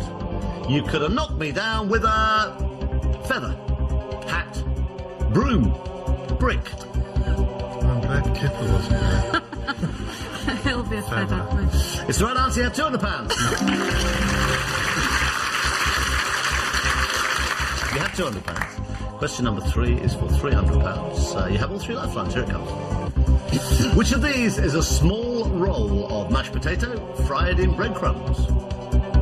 Launderette, etiquette, croquette, epaulette. Croquette. That's the right answer. You have £300.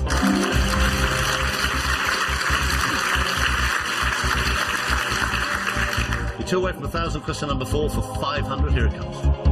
Backy is a common abbreviation for which word? Outback, backbone, linebacker, tobacco. Glad that was there. Tobacco, Chris. It's the right answer. You have £500.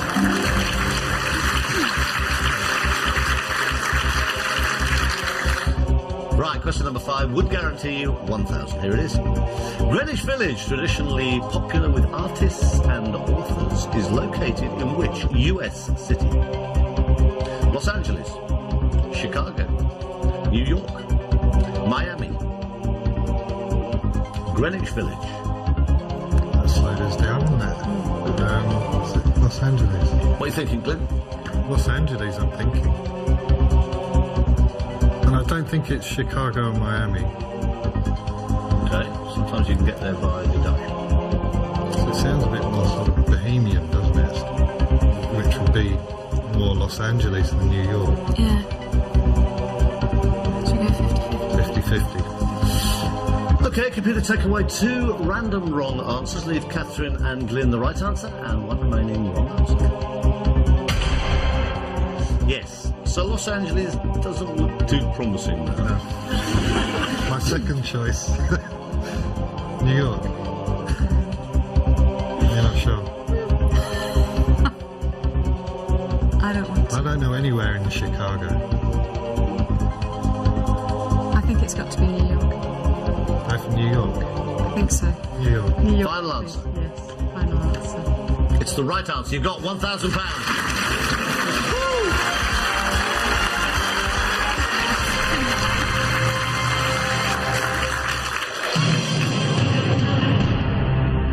So, married for 23 years, hardly ever been out of each other's sight at all.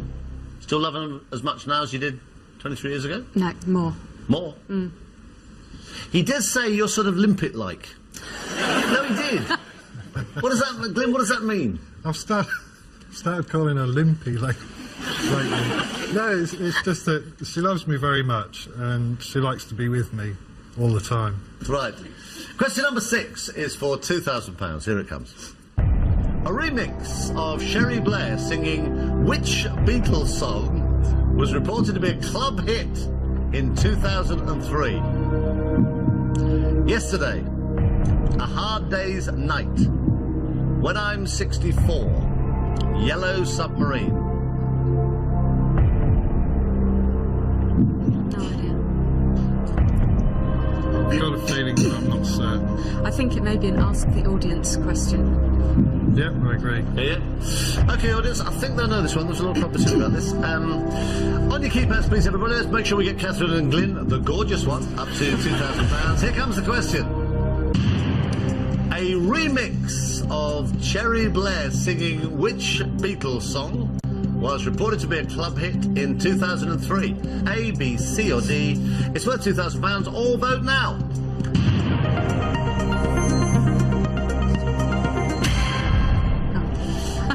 Wow. 82% saying, well, wow, when I'm 64. Fantastic. Wow. Now, when you said you thought you knew it, do you think it was that? That was it. I had no idea why I thought there must be something I just heard in passing. Going to go for it? Yeah. Final answer? Yes. Yeah, final answer. It's the right answer. You got £2,000 thanks to this fine audience.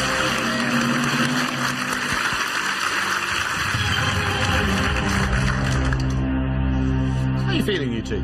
Fine. Yeah. Nervous. Now, you haven't got any kids? Nope. Don't want kids? No, thank you very much. But you have got a hamster. We have. We saw the hamster earlier. What's the hamster called? Ruxley. Ruxley. Ruxley. Why Ruxley? Because we bought him in a pet shop in Milton Keynes, in a bit of Milton Keynes, which is called Ruxley. Walked out of the shop and there was a signpost and we said, what should we call him? Oh, Ruxley. Oh, I see. It's nothing Right. more complicated. Okay. You have £2,000. You have a phone a friend. Question number 7 is for 4,000. Traditionally, an olive is put into which of these cocktails? Daiquiri, Black Russian, Pina Colada, Martini. It's worth £4,000. I think it... Oh God, Martini. Sorry. There might be a cherry I in think one of them. I think I'm wrong. Now, what are you thinking? It's not C. Not Pina Colada. What else is it not? If you can get 3, then it's not. That'd be Try smart. it. Try it. Black Russian. Could be. Vodka and some black stuff. What is it that that James Bond used to drink? Oh, shaken, not stirred. Vodka martini, wasn't it? Was it martini? Shaken, not stirred. Do you have an olive? Or a cherry? Absolutely haven't got. We're not certain, so should we phone someone? Oh, it's early doors, Who would you isn't know? Which of your friends is a drunk? We haven't got many drunk friends, have we? it? Probably Bruce, actually. Who's Bruce? Bruce is a friend of ours, really good friend of ours. So you're going to phone Bruce? We're going to phone Bruce? I think so. Shall we phone Bruce? Yes.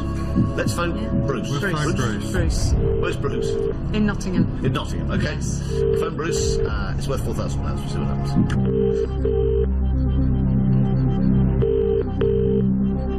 Hello, Bruce speaking. Bruce, it's Chris Tarrant. Good evening. Oh, hello, Chris. Hiya.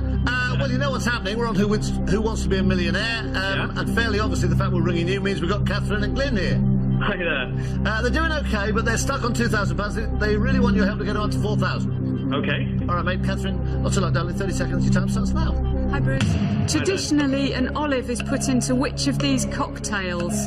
Daiquiri, Black Russian, Pina Colada, or Martini? I would have said martini, and I would be 85% certain on that. Not a great drinker. No, not Daiquiri or Black Russian, no? I've never had one, but I've seen an olive put into that martini. Martini. Do you think we should go for it, Bruce? I think so. Okay, thanks. Cheers. By the way, he goes, I think so. It's not his money, I think so. Oh, yes. Okay. The plate? Yeah. To wait to see if your partner agrees. He's giving you one of those smouldering looks again, isn't he? 23 years of those smouldering looks. Do you want to go with Martini? Yeah, I'll go with Martini. Yeah? If we lose £1,000, then we're back to £1,000. If we gain, then we're up to £4,000, which is great. Between Daiquiri and Martini, it could be either. I'll go with Martini. Okay, Martini. You've still got each other and the hamster. He doesn't like olives. Well, he might after this. Final answer. Martini. It's the right answer. You got £4,000.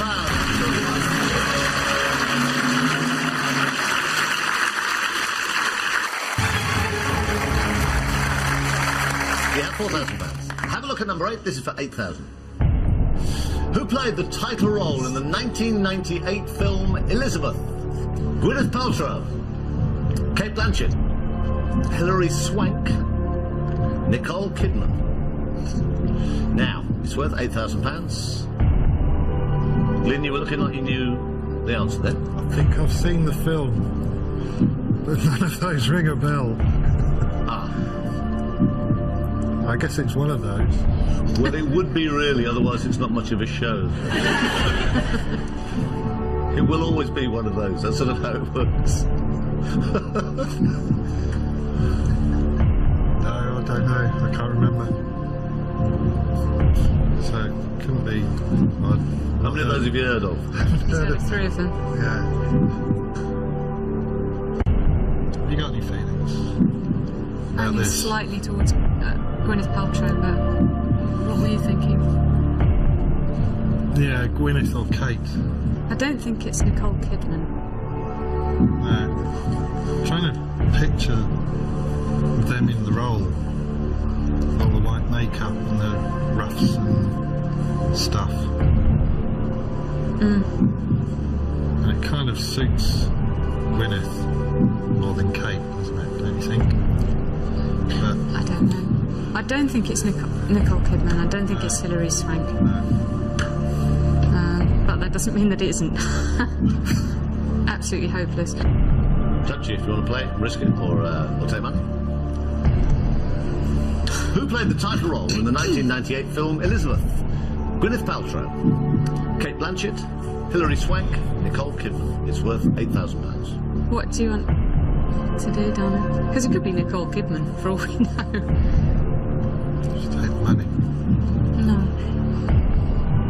Oh, go with one of them, please. Just take us out of our misery. But you think it might be Kate Blanchett? Oh, God, no. Gwyneth, go with Gwyneth Paltrow. Yeah? Okay. Yeah? Because I don't Final know. answer? It's a complete guess. It's 25% guess, which is a 50% guess. Either it's right or it's wrong, so that's it. Gwyneth Paltrow. Gwyneth Paltrow. Okay. Final answer. Final answer. This is your Heaven help us. agreed final answer. Yeah. You had £4,000. You've just lost £3,000. Oh no. The right answer is Kate Blanchett. I am sorry, guys. But you still got each other on the hamster. Hey, give them a big hand. They go home. Back to Milton Keynes. £1,000 they're off.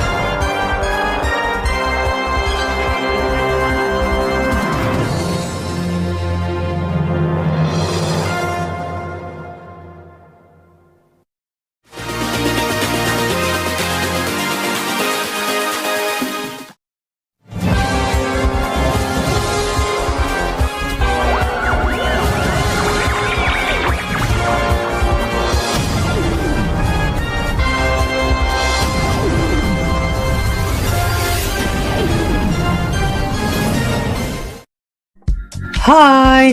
Prince Dance here. Catch Prince Dance Happy Endings every Monday on Prince Dance YouTube channel and on Dance Network. See ya!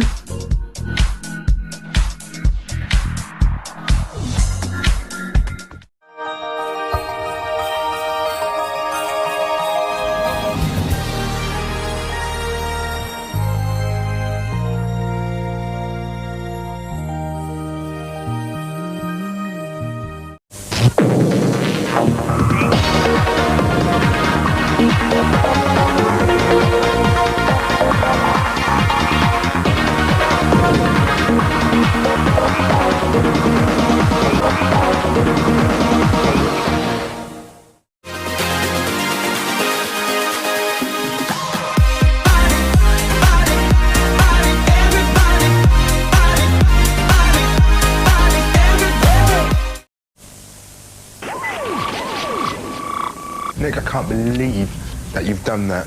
Why should me and Craig walk out that bloody door and you stay here? I just wanted to do as well as I possibly could.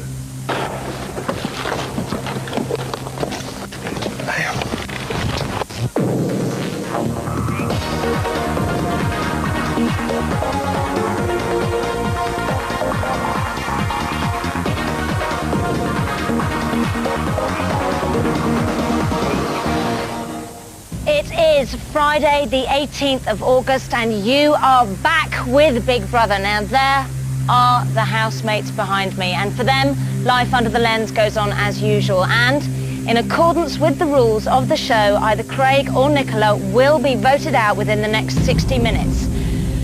But you've probably noticed one housemate is missing. His name, Nicholas. Yesterday was another extraordinary day in the history of Big Brother. So where were you when you heard that Nick had been kicked out of the house? And were you one of the 6 million people watching at midnight last night? Now, in case you missed it, here's how Nick was rumbled.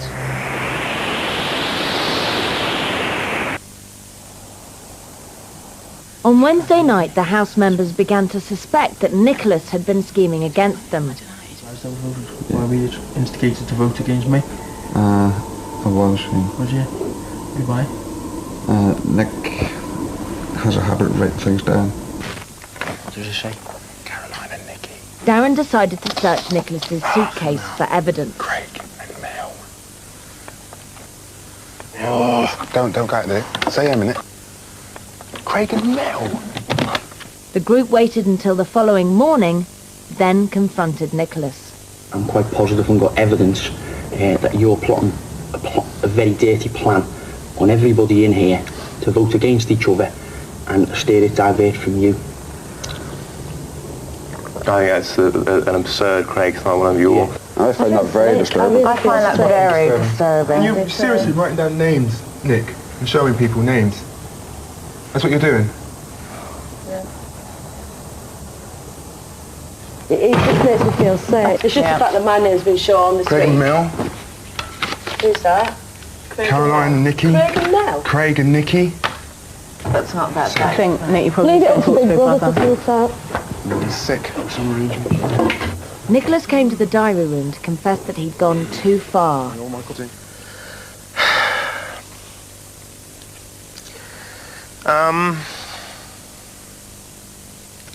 I've made a mistake.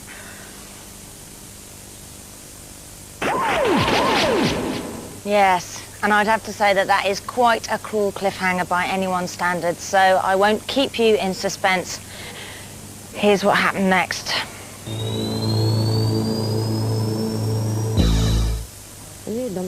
1:26 p.m. Nicholas has told Big Brother he's made a mistake and awaits a decision on the punishment he'll receive for breaking the rules.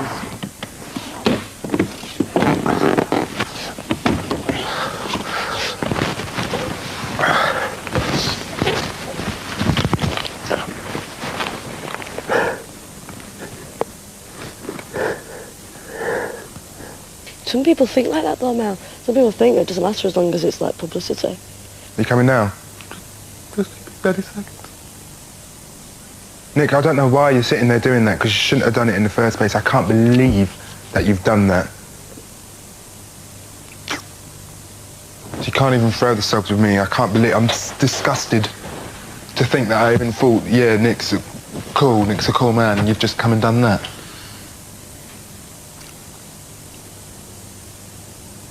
If the whole reason why you wanted to do this was to win the £70,000, you can go and sell loads of stories and get that. I'm off at the fact that these guys are thinking kind of like about Nick and how Nick's feeling. I'm not. You should have thought about it before you came in there. You wouldn't think anything because you're selfish anyway. Good. I'm good. I'm glad you said it, and everyone else knows that you've said that as well. Good. I'm glad. Everyone can see you're selfish. Good. I'm glad. I don't care what you think. Do you know what? I have to leave. Sick.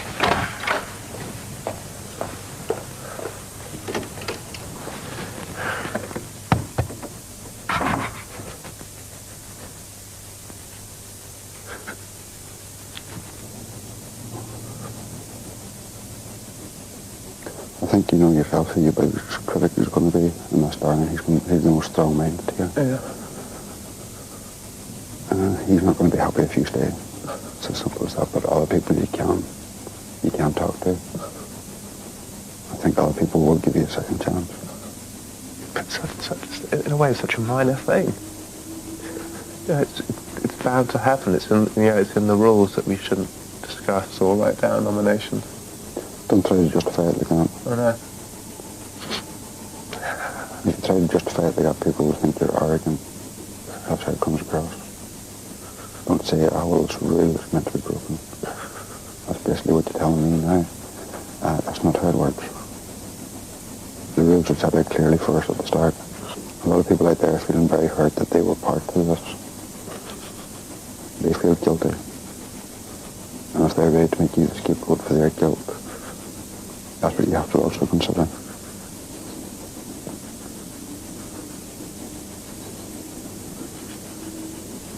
Get yourself tidied up a bit. Come on. Cheers, mate.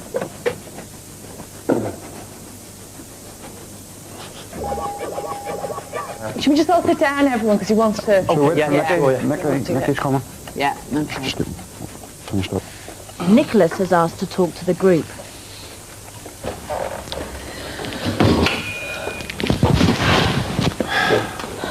Thanks, guys. I just want to firstly apologise to you all for my actions. I'm not going to justify them, but I'll tell you why I did them. And actually, I feel ashamed for them, and I'll give you the reasons. I come from a very big family. When you come from a big family, you tend to compete. Compete for attention, compete for everything. I spent 10 years at a boarding school where you fight and compete for everything. People are constantly trying to do one over you. They're constantly trying to make you come second or third, and it's a very competitive environment. I also worked in a very aggressive environment where people would gladly stitch you up to further their own careers. I just wanted, because I've left a 10-year career behind, to do as well as I possibly could.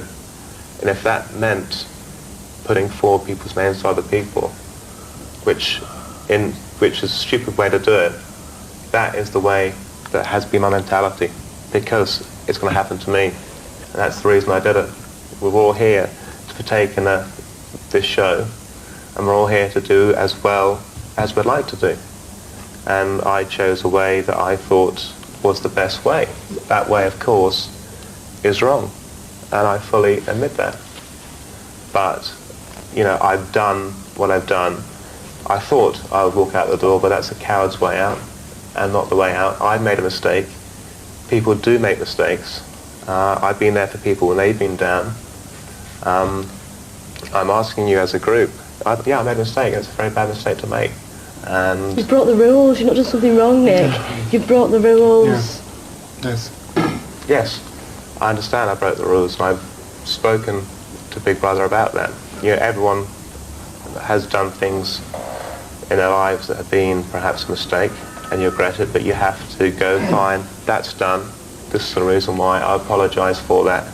And as adults, mature people, we go, fine. We'll give that person or that thing, a second chance. Yeah. So you think tomorrow, me and Craig should be up for a nomination, and you should stay in the group after you breaking the rules, and me and Craig leave? Because I don't think we should. I'm sorry, I'm very angry. Why should me and Craig walk out that door and you stay here? I don't think we should go. I think you should go. It's what? Nikki, you would have been nominated. I would have been nominated, yeah, but I'm not going if you can stay. It's as simple as that. I'm not walking out of this house. I've done nothing wrong. Yeah, I've lost my rag a few times, but I've not been telling people to nominate other people out. That is sly. Simple as that. I don't care what. Well, it depends on what everybody else thinks, but that's my opinion. If you stay, that's a mistake. It's a mistake, yeah. People won't have followed that, would they? What have followed what? People wouldn't have followed it if I said, go for these two. You've walked around with a piece of paper saying Nicola and Craig this week. You think you should stay? You're a joke. Nikki, I think, it's... You cry spilt milk. If I'd have been here, or if I'd have been... Please watch your words. We all have a point of view. You have to go in and talk to Big Brother about it. The rules have been broken. We should have a certain amount of input into what Big Brother's final decision is, which we should go in privately and discuss with Big Brother. I'll go speak to them. I've got a good idea of a compromise that I can discuss with them that will enable you two to stay. And we'll suit all parties. I'll do that. Yeah. Thanks, Nick. Thank you, Nick. Thank you. Thank you. Compromise? Yeah. Compromise?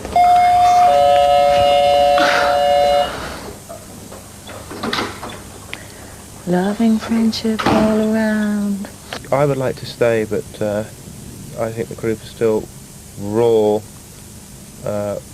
with this problem, and I was wondering whether a compromise that I walk out on Friday night and those two stay. I can understand why you want that to happen, Nick. We'll get back to you on that. But obviously under the circumstances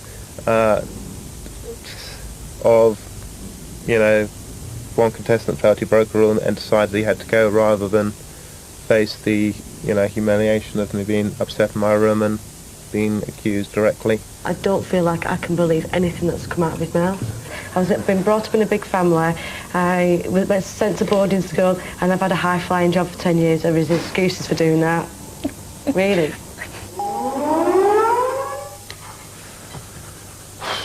3:19 p.m. The House awaits Big Brother's verdict. I think people are more upset because of the way, not the action, but the way he went about doing it. That's why people are angry. I've done something that was fundamentally wrong, but you know, one thing that doesn't lie is these things. Did you lie about the story about your wife? Yes. That is what I am most shocked about. When I'm talking about you to people, and people ask me what was Nick like, and I'll say, Nick told us all the story one evening that his first wife died in a car crash, and we were all very upset. Nick, you're so strange. I know perhaps, you know, this kind of environment has brought out the worst. I think it's been blown a little bit out of proportion, perhaps, but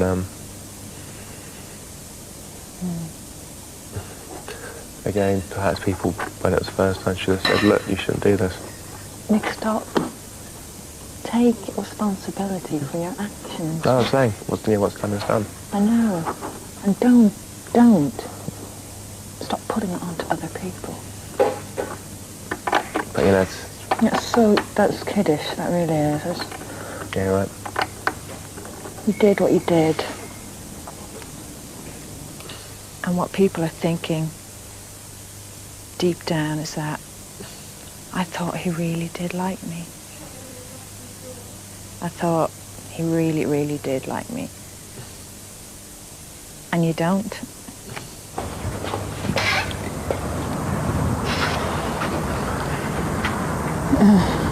You all right, Craig? Yeah, you all right, Mel? No. No? I feel awful. Sit down. Look, all right. What I'd like to, whatever which way this show turns out, right, or whatever,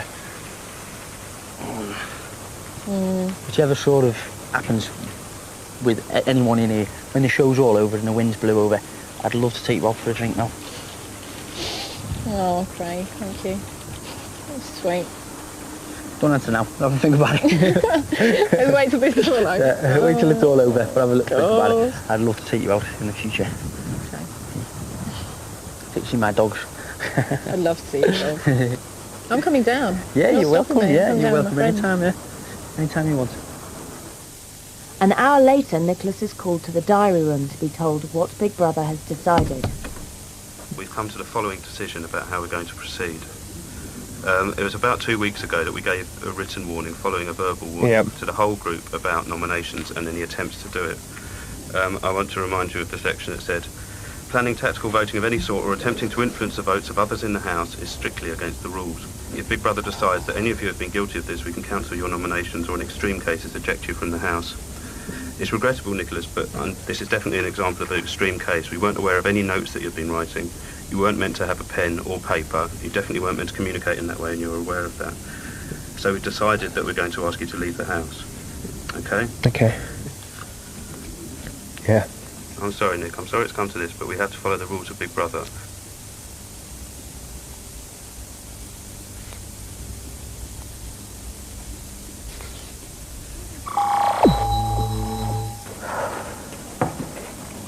In the box, Nick. 20 minutes on, Nicholas gathers the group together to inform them of Big Brother's decision. I should be leaving the house in about 15 minutes time at 5 o'clock. I've broken a rule about speaking about nominations, and therefore I should have to face the consequences of that. I do, like all of you, I've been here for 6 weeks, and I would see any of you anytime. I know I betrayed your trust with this, and it's a silly thing to do, but for me this was a competition. I wanted to go as far as possible, and I did it in ways that were unnecessary in reflection, for which I apologise. And I'm sorry that I've let you all down, because it has been a very enjoyable 6 weeks, and you know, I wish all of you great success, whatever you do, for the remaining 4 or 5 weeks here, and for the rest of your lives. I think your main concern at the moment shouldn't be for us. It should be for your family whenever you walk out. Your family. That's what you should think about. It's them you have to face now. That's going to be the hardest part. You have to face the music. Can't run away from things. I don't think any of us are happy that you're going through this. No, we're not happy about that at all. No, I wouldn't wish this on anyone at all. Because it's hard enough going out there to face people without having to face that as well. You know, you obviously haven't considered at any minute what the aftershock this sort of behaviour can do. Not just for your personal self, or selfish self, for everybody else. But to go about it that way, Nick, you mustn't have any pride for yourself to really go bad, to be that so two-faced. I do advise you that you look into your background and work out what made you think of being so two-faced to people, and I suggest you do something about it before you go around upsetting the rest of your friends, family, or whoever out there, like. Because eventually, mate, you'll be lonely. You'll be on your own. You will be lonely. Do something about it. If you come out of this with a positive attitude, it could make your life a lot better. I think that's the way you have to look on it.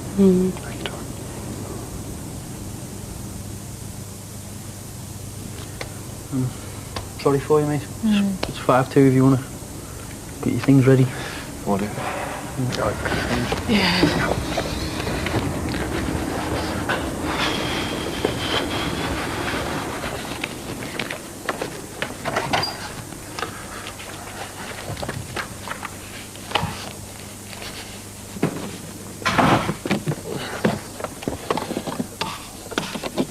By these actions, what he's done and said and things, is already distinguished that he's a very insecure, you know, maybe lonely or paranoid guy, who we all should just say to him at the door, and, you know, pat him on his back, like. Yeah. I know trust has been broken between us, but I hope you can at least forgive me. To be honest with you, it's two emotions we're going through. It's anger and it's pity. It's anger and it's pity that I'm going through. I'm angry with myself that I didn't speak up sooner. That I was somehow put into that position. And I feel pity that you have to go out there and face that. I hope I see you on the outside, if I'm not being crucified or ostracised. Yeah, see if I can help.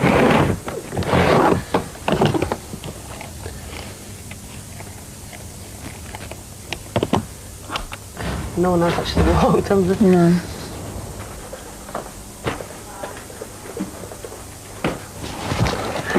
Okay, Nick, good luck. Look up yourself, yeah? Look up yourself, Best of luck, Nick. Right. Take care of yourself, that's it.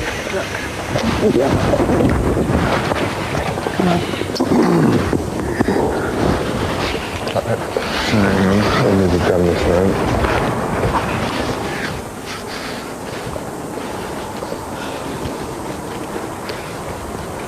Someone waiting there for you. Bye, Charlie. Thank you very much. Okay, Nick. Take care of yourself, mate. That's something hard for him, I can't help it. Oh my god. The camera's all over. Camera's doing everything. Filming it.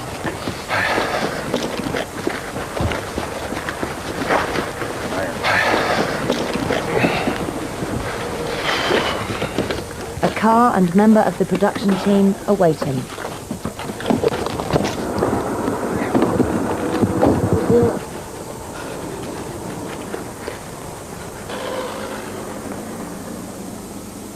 As Nicholas leaves for a secret location, the heavens open. What a day to go out on. Yeah, I know. Says it all, doesn't it? It's been a tough day for the group, so Big Brother provides them with a film, food and drink for the evening. Chocolate fudge cake. Oh my God. Fantastic. And some vino. Woo! The film's going to be on in 15 minutes. 15.1 grams in it. What did we get? 100 grams. What did we get? Chocolate fudge cake. What did we 50% of get? it's fat. 100% Fabry or something? No, 15%. You must be joking. What are you trying to do? That. God, there was a lot of bounce on that. Yeah. To Nick, everything's all right there Good luck for him to and his Nick. family. Yes, luck to Good luck to Nick and his family. Yeah, His good family. luck. Anybody in here? Good luck, Nick. Good luck, Nick. Well down here. Good luck, Nick. Sorry about You know what, I know it sounds daft and it probably makes me sound like Big Sister, but I do feel kind of proud of those 6 boys and girls in there. I mean, I thought they were calm and they were fair and they listened, they were lucid, and they even managed to end up the day smiling. The evicted housemate had a slightly less jolly evening. Now, this here is the back door to the house through which Nick had to leave, and then for security reasons he was taken straight off to a secret location outside London. Now this morning I went there to meet Nicholas in the flesh, and you can find out what he had to say for himself in the exclusive interview after the break.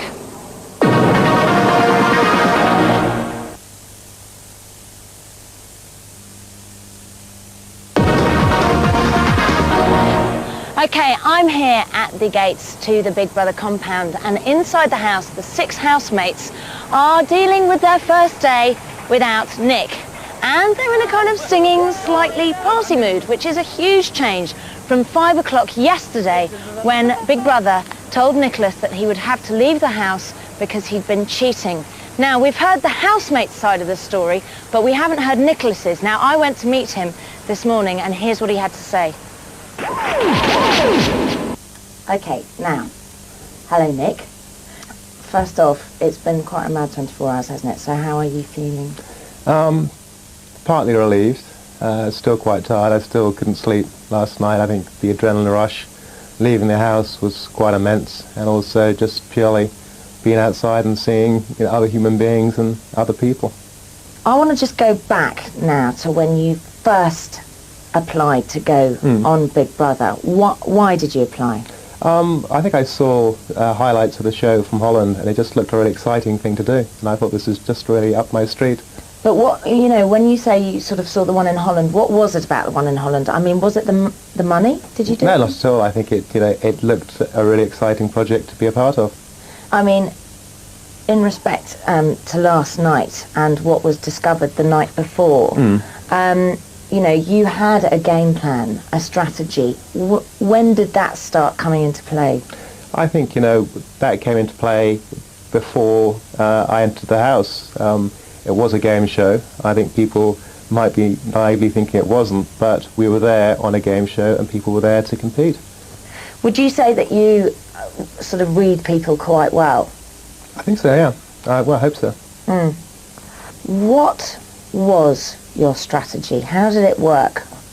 I think, you know, there's no strategy in line with this. It was, you know, I had an idea which people I would think should benefit the house and stay and which people should go. It was fundamentally, you know, a team situation, and there were certain people that perhaps were better at others and completing various tasks. So I had to think, well, if I'm here to the very end, you know, I want to be with 5 people, you know, I like, because the last 5 weeks will probably be very boring, and you want to be with like-minded people. The only thing with that is that you gave the impression to the people that you were voting out that they were the like-minded ones that were going to be with you at the end. Now, why did you do that? I'll give you an answer in a second.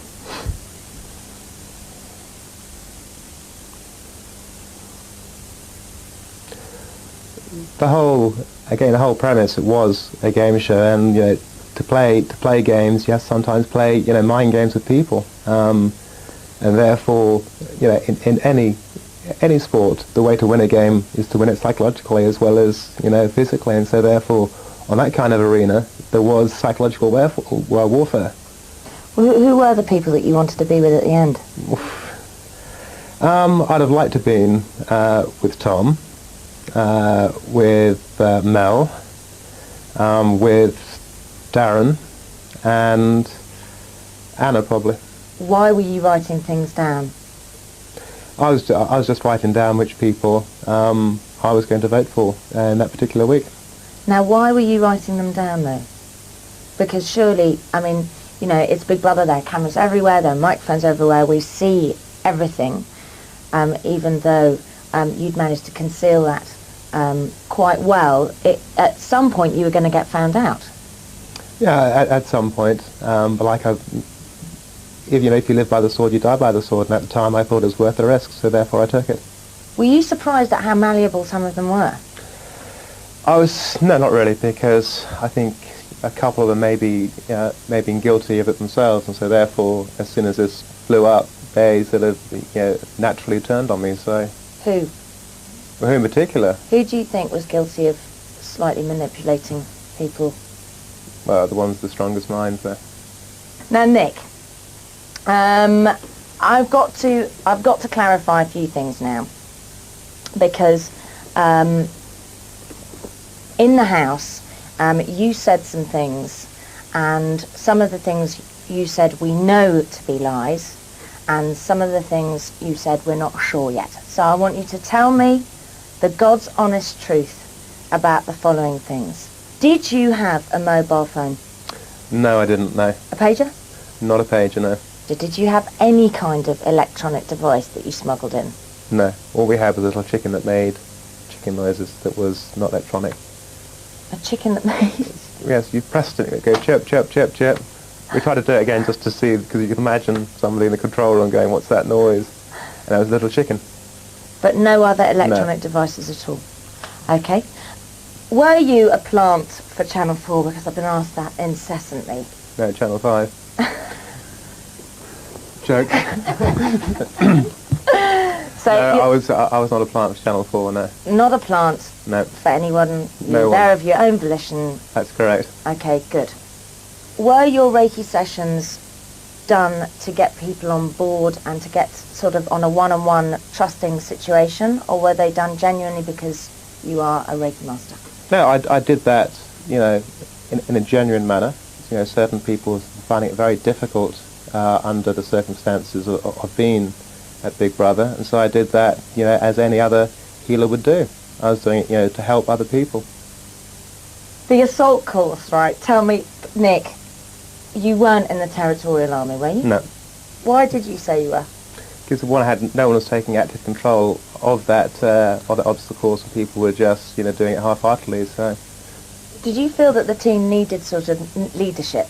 It did at times, because it sometimes lacked direction. People got very bored or very despondent very quickly. And you felt that you were the man for the job? Well, I felt, I could help them, hopefully, motivate themselves to actually do the tasks. I think the most scary sort of lies that you told was the one about your wife when you were 17 being killed in a car crash. Why did you feel the need to tell that story?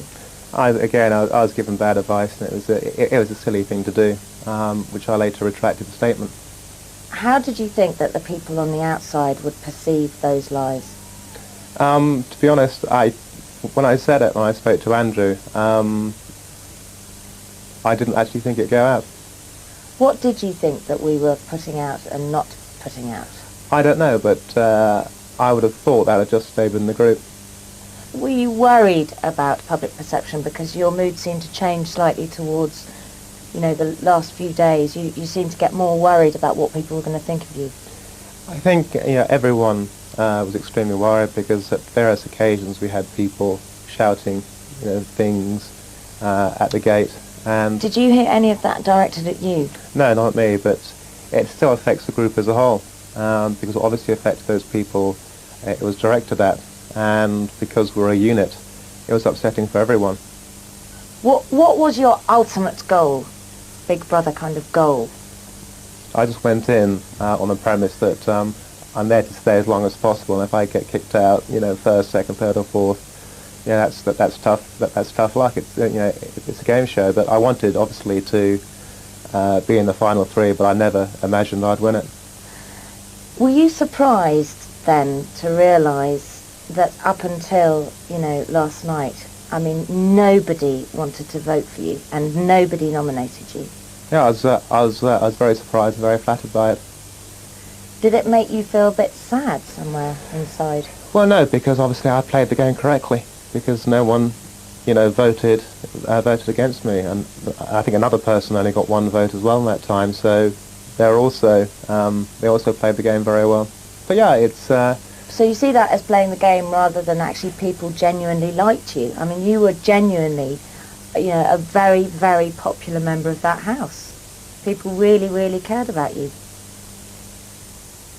How does that make you feel?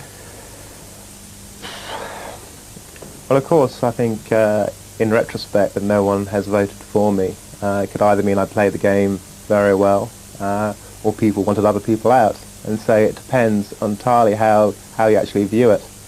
You know, I was there, I think, in a game. I was there in a competition. And if people didn't vote for me, therefore, I must have been doing something right.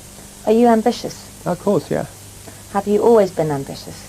I think because I'm coming from a large family, and because of going to boarding school, and because of the sort of city environment, it teaches you to be competitive. And if you don't tread on people, they'll tread on you. And so you have to really push forward and, you know, aim for your goals and have goals. If you don't go for your goals, you're like a ship without a rudder. How did you feel when the group confronted you? Because that was an extreme moment in your Big Brother history. Yeah, it was very extreme, but like in all situations, you have to, you know, analyse it and go, okay, they're right. So, you know, you'd have to accept and try and, you know, soothe their angers and frustrations, but a lot came out because the group was quite frustrated and quite bored. So, you know, this small route biking as such became a huge mountain. I have to speak in defence of the group, though, that because these people genuinely cared about you and in some cases really loved you as a friend, I think a lot of that had to do with the reason why they were so upset, and I think particularly pertinent were Craig and Nicola, who both considered you to be a very good friend, and I think that's why they were so upset. Not necessarily because they've been pent up for so long. Did you feel the need to kind of explain yourself at the table, because it didn't feel like you did? No, I think I explained myself, you know, quite well when I came back to them saying, look, you know, it's no hard feelings, I like you all, which I do and did. But, you know, I explained to them that I have a competitive nature in me. You know, I had a strategy to play the game within the game. And therefore, you know, what I did perhaps was maybe seen as devious, but I think many people would have perhaps played the same way. I mean, if the stakes were higher, definitely people would have done so. Would you consider the people in the house as your friends? Yeah, I think they're all really nice people. But would you play the same game with your friends on the outside? No, of course not, no. So it's a different thing. It was a game situation. You behaved in a certain way, and on the outside it's a different person. Yeah. I've got to say that you haven't sort of actually actively said you're sorry yet. Are you? Oh yes, yeah. I'm very sorry for it. Now, you've yet to see your family. It was your choice that you kind of needed just a few hours to kind of have a breather and everything. What sort of reaction are you expecting from them? I'm not sure yet. It's I'm still sort of trying to adjust back to civilian life as such. So I think I'll just take it one day at a time. When I'm ready to talk to them, I shall do. And if you had won the money, what would you have done with it? I think primarily taken a long holiday I had also in mind to give some to charity. Anyone in particular? Cancer research. Any reason? Well, a friend of mine suffering from cancer at the moment, so that's why. I think it's also a very good cause that's probably underfunded, and so therefore needs people's awareness, especially now with people's money going to the lottery and being diverted away from charities. And what are you going to do now without the 70,000? What's going to be your kind of just relax, lie low? I think, I think you can't, with all things, you can't run away from problems and lie low. I think you have to confront it. This is me, and either people, will like you, or they'll dislike you, and that's the word around. And it's unfortunate that perhaps my over-competitiveness has come through in a bad light, but that's not the normal me, and it's purely because I was on this extraordinary but fascinating show that turned me into this nasty Nick. But that's, as all my friends would say, that is not the normal Nick. Well, there was Nick, warts and all. Now, as they pointed out on Radio 4's Thought for the Day this morning, when the time comes for us to be evicted from the planet, we aren't going to be judged by an audience of millions, but by an audience of one. They naturally meant Big Brother. So, what do you reckon after seeing that? Will he always be seen as Nasty Nick, or will he maybe become another one of Britain's many lovable rogues? Well, only time will tell. But that is Nick, well and truly, out of the house and gone. For tonight at least. Anyway, Big Brother's cameras keep rolling. It's tough, but the rules are the rules, and they do state that if anyone is evicted by Big Brother or leaves the house of their own free will, they must be replaced. When the housemates nominate, they are always reminded that they must vote from their own free will. So actually Monday's vote still stands, which means that Craig and Nicola still face eviction tonight. Now, the lines have remained open since Tuesday, and you now have just 7 minutes to decide who will be the 5th person to leave the house, except they'll be leaving from the front door. I see you, baby. Come on. Hey.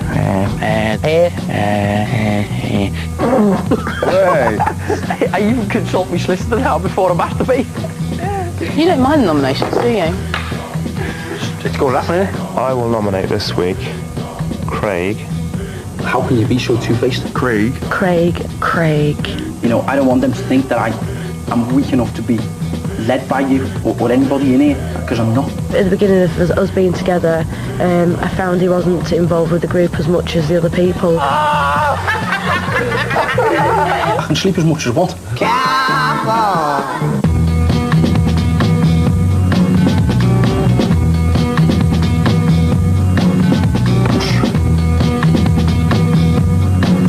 Sleep with Nicky. I sleep with Nicky? No, I don't think so. It's a nice body, but it's just choking to a gob. He wants a snog. He wants a snog before the nominations. He wants a Frenchie. The first one is Nicola. Nicky. Nicola. She's quite argumentative and can be sometimes aggressive, which I don't think is good around the crowd that we're in. I'm having a laugh. I'm having a L-A-U-G-H. It's called a laugh. Oh, she's got a very uncontrollable temper. Do you hate me or do you love me? Booze. And she really seems to lose it not quite easily, but when she does lose it, it really affects everybody. It's a selfish move, not a wise move. It's not a selfish move. I'm decorating the house for everybody. I'm not going to hold grudges because I don't hold grudges because I've got nothing to hold a grudge about. Come on.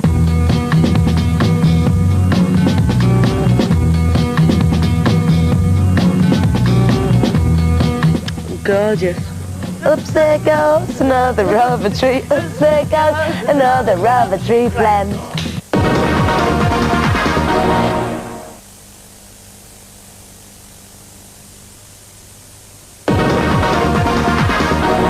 Oh, bless, look at the two of them. Welcome back as Bolton girl Nicky goes head-to-head with Liverpool boy Craig. This all-northern contest is down to the last 4 minutes. And I'm not going to say who's winning and who's losing, but I will say that it's the closest race so far, and there's only 10% between the two of them. So, who should stay and who should go?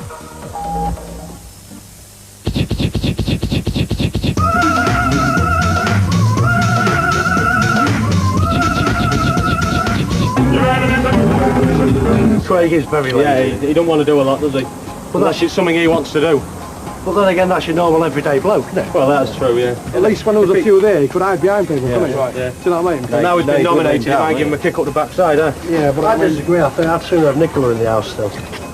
I think she does more towards the group. I have to listen to you with mouthing off and singing songs in the afternoon when I try to go to sleep. She's falling with Darren. Yeah, she likes him, but she thinks he's a pain in the ass at the same time, doesn't she? Yeah. She's not really sure. She's not going to tell him until she gets kicked out, is she? No. I think she's getting a bit frustrated that she can't she actually make a move on Darren. Yeah. It should be Craig. Nicola's a far nicer person than Craig. The only thing I've got against Nicola is she doesn't wear knickers.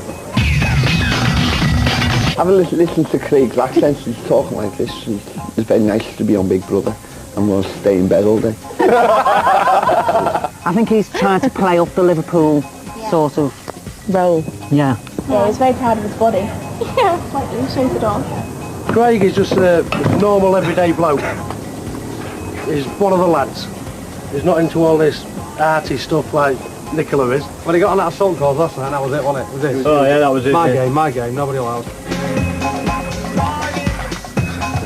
Doesn't do nothing. Yeah, but he doesn't bother anybody, does he? He doesn't get roaring or... Yeah, but that's not... It doesn't annoy people. That's not what it's all about, is it? No, it's all about winning 70 grand, isn't it?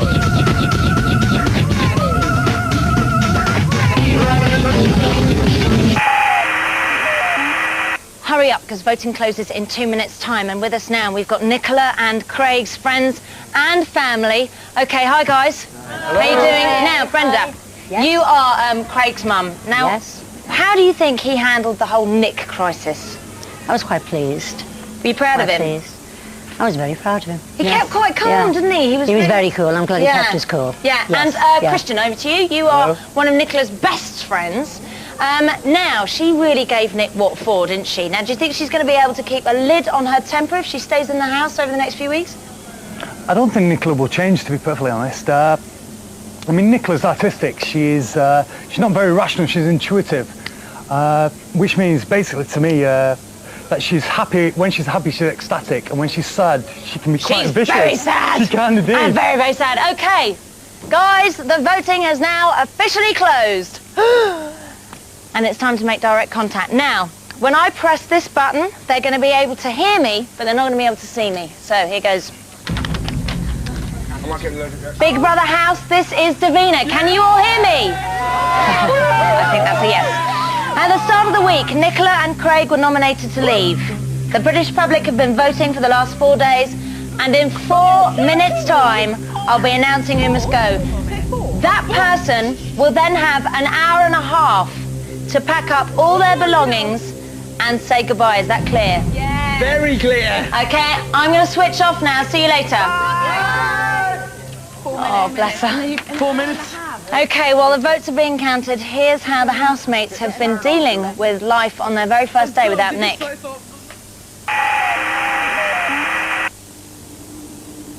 Nicholas may have gone, but the game goes on. Today is eviction day. Nicola and Craig faced the public vote. The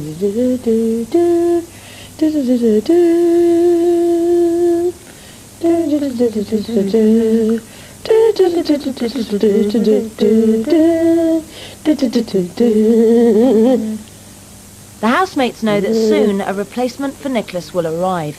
Nicola plans to get them to clean the chicken run. I can show the new person actually if I'm still here. Yeah. I say, oh, do you want to come with me? I can show you how to do this. And I'm just saying, but I'll just watch while you do it. It's better to learn that way. Do you think Nicholas would have stayed in the hotel last night then? Yeah. Yeah. I think they'll still have him under their wing. If he turns it tonight. No, I don't think so. He won't be allowed to. We fight. With the chickens ill, the vet has told the housemates not to eat any eggs. What are you going to do with them? I don't know. An egg fight. What else can you do with them?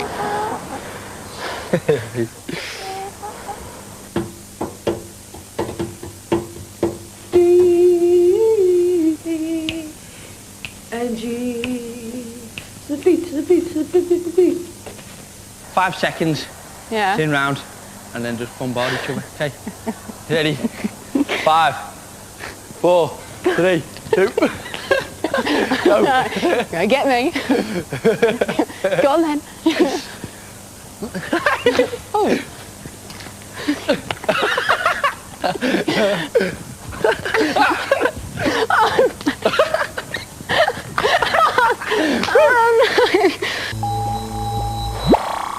Yesterday's events are still playing on Craig's mind. Yeah, I think it's going to turn out good for everyone. I just hope it works all right for Nick, like. Yeah, well, they kept reassuring last night that they're going to do their best to look after him. Yeah. I think I'm going to contact them in a month, I think. Yeah, see what's happening. Yesterday I was thinking, I don't think I'll bother if he contacts me, I wouldn't be rude with him, but, really, we're in here, because we've got so much time and we've got isolated off from everything, we didn't go it was affecting us so much, blew it out of proportion. It is now crunch time for Craig and Nicola. The phone votes have been counted and it's time to announce who will be the 5th person to leave Big Brother. I'm now going to talk to the house. Okay. Okay. Hello, Davina. Big Brother house. This is Davina. Hello. Okay, Craig and Nicola, are you ready? Ready as ever be. Okay, remember now, if you're chosen by the viewers to leave the house, you will have just over 1.5 hours to pack up all your belongings and join me here in the studio. Big Brother contestants, you nominated Craig and Nicola to leave the house. The nation has been voting all week. The total number of calls has now been counted and verified by an independent adjudicator. I can now reveal the final result. The 5th person to leave the Big Brother house will be Nicola.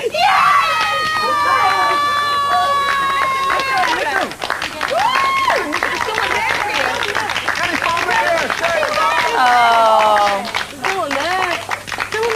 Okay. Nicola, I will come and meet you at the house gate and bring you into the studio. Do you understand? Yeah. All right, I'm switching off for now. See you later. Oh. Yeah, they've been pulled away, that's all. Oh, look, she looks really moved. Anyway, earlier in the week, she said she was ready to go if that's what the public wanted, and she'll be back in Bolton for the weekend. So let's have a quick look at the final results. Okay. Wow, there was quite a big margin there. 28% of you wanted Craig out and 72% of you nominated Nicola to leave the house. But that's just the start of tonight's action because Big Brother's back at 11 p.m. tonight when Bolton Belle, that's what I'm going to call her now, Nicholas leaves the house to tell all. Now, will she declare her love for Darren before she leaves? Do you think she's going to? I'm not sure. Is she still planning to move in with Nick when the show's over? And what will that self-knitted wired dress look like when she comes into the studio? Don't miss the inside story in just over an hour and a half. Bye for now. Craig, I'm going to miss you, baby. I'm on the side to knock you down. First shower. I want to face the snogger. Camera's lights, action, go.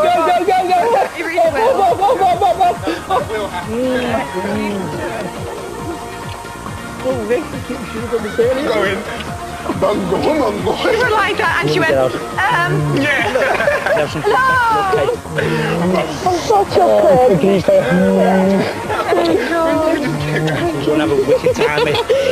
Like, just go and start. And I hope you win. Whenever you're out, I'll be there outside. If you live by the sword, you die by the sword.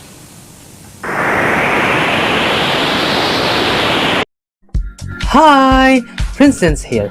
Catch Prince Happy Endings every Monday on Prince YouTube channel and on Dance Network. See ya!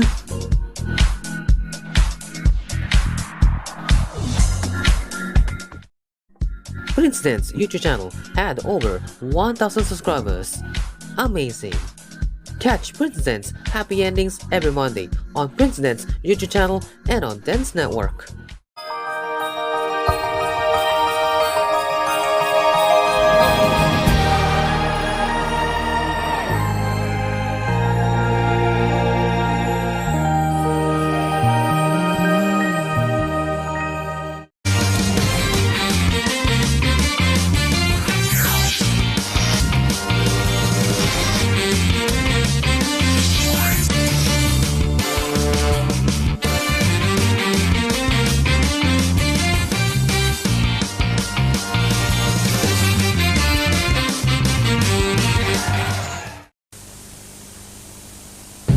Earlier tonight, you voted for Nicola to be the 5th person out of the Big Brother house. Here's how she took the news. Nicola.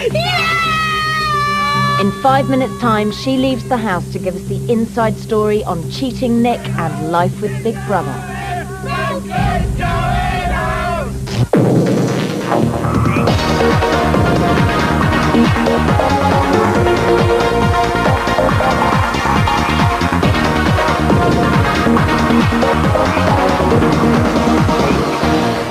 Welcome to Big Brother, it's August the 18th and you know it's Friday night when you walk through your front gate and this happens! Oh yeah, the crowds are back again. Some to mark day 36 and the eviction of the 5th contestant from the house. There are a lot of Nick fans here saying bring back Nick. Anyway, earlier this week the housemates nominated circus-loving skinhead Nicola and super fit scouser Craig to be next up for the vote. Now tonight, 72% of you voted for Nicola to pack up her G-string and that leopard skin bikini she kept wearing and head back up north to Bolton. In just under 5 minutes, she will walk away from the house and that £70,000 first prize. She'll be joining me here to dish the dirt on Nicholas. Now where is he? I met somebody earlier who was a big Nicholas fan. Anyway, before Nicola put Nick in the frame, let's see how she handles her last hour and a half in the house and find out, this is the bit I'm dying to know, if she finally confessed her feelings for Darren. God, I'm going home! I'm not going home straight away. Craig, I'm going to miss you, baby! I'll fantasize about you, darling. First shower. I want to face the snogger. Oh, Nick, you should have done this earlier. Going. Nikki's going. We're going to really make... Girls going to be by ourselves. Yeah, in the two room. of us. Two of us, we're scared. This is our halfway point, and I'd love us to fucking just go mad tonight. It's going to be so weird. It's just you and me. No, you can come and stay with us. We've got 2 sets spare No, beds. it's okay, lads. It's all right. No, so I'll stay with the girls tonight. Yeah, why not? Yeah. Darren, do you mind sleeping in with us tonight? Of course I don't. Craig, maybe tomorrow night you could sleep in with me and Mel? What I want to say to you is I think you're absolutely fantastic. I think the world of you. And I think just crack on and go for it because I think you're brilliant. I really do. Oh, cheers, Nick. You put a lot of smiles on my face as well, haven't you? You and Caroline and the rest of the group, but I think you're wicked. Thank you very much. To you, yeah? too, same to you. Yeah. Ditto. I wanted her to do more than that. Oh, anyway, Craig looked quite relieved, didn't he? And Tom knows exactly how that feels. Now, I am now going to talk to the house.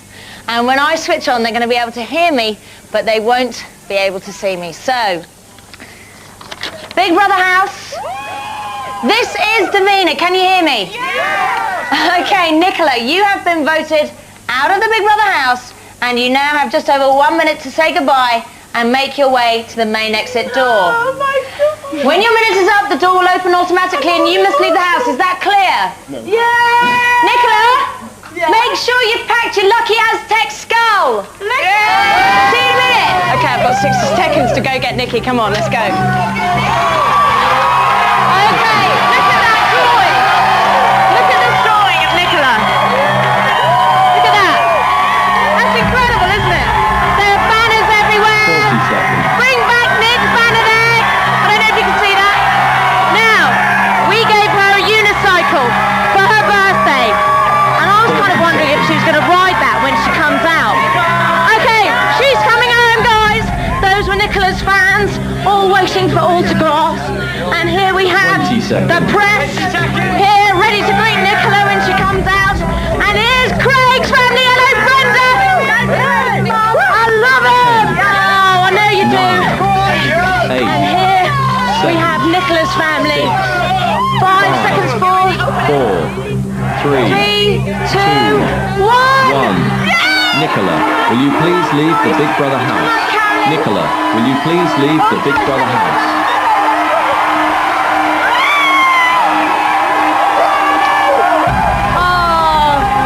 You're looking good, aren't you? I am. Can you believe it? Come on, Nicola!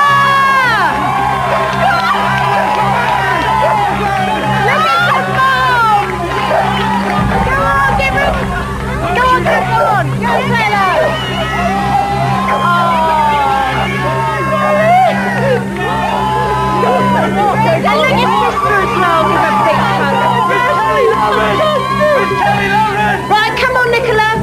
I want to get you back in the studio. We've got to do a lot of things. Right now, Nicola, let me get over this one. Come on, Nicola. Right, they're coming along afterwards. They're going to be in the studio. Nicola, you're wearing your knitted thing. Fantastic. Now listen. Family. Great family. Say that you all know. I love you.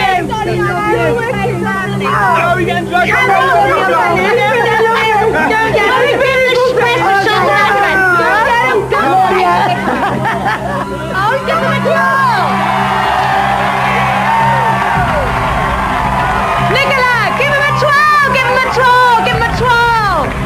You look fantastic. Right, come here. Live wire, this one. I can't control her at all. Nicola, there's a load of fans that want to get you autograph, okay? They're your #1 fans. They're down here at the pen, so get ready to get signing, okay? There they are. Do some autographs.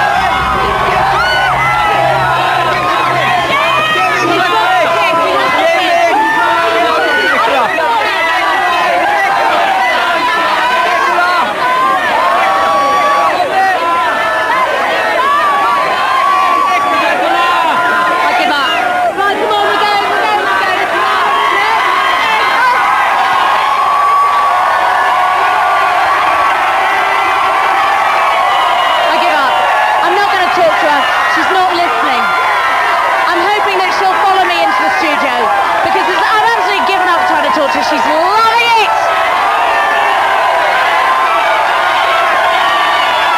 Here they are, your friends and family.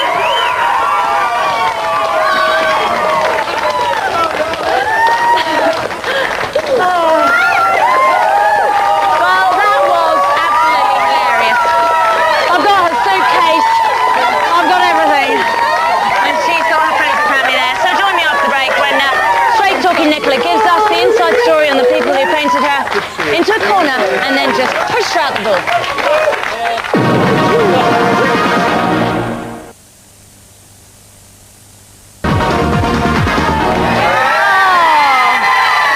Oh yeah, welcome back. I am hoarse after that just before the break. Now what a roller coaster of a week it's been. The 5th person to lead the Big Brother house left just before the break.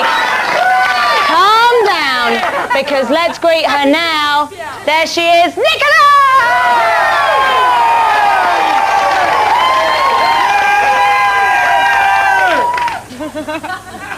It's all Craig's family making it.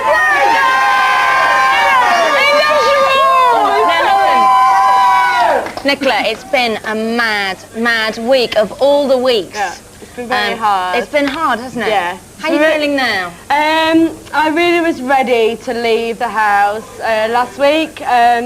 With Nick, whatever happened with Nick was sort of a godsend in my eyes, because like I came in the 5th car and I wanted to leave. I'm the 5th person to leave.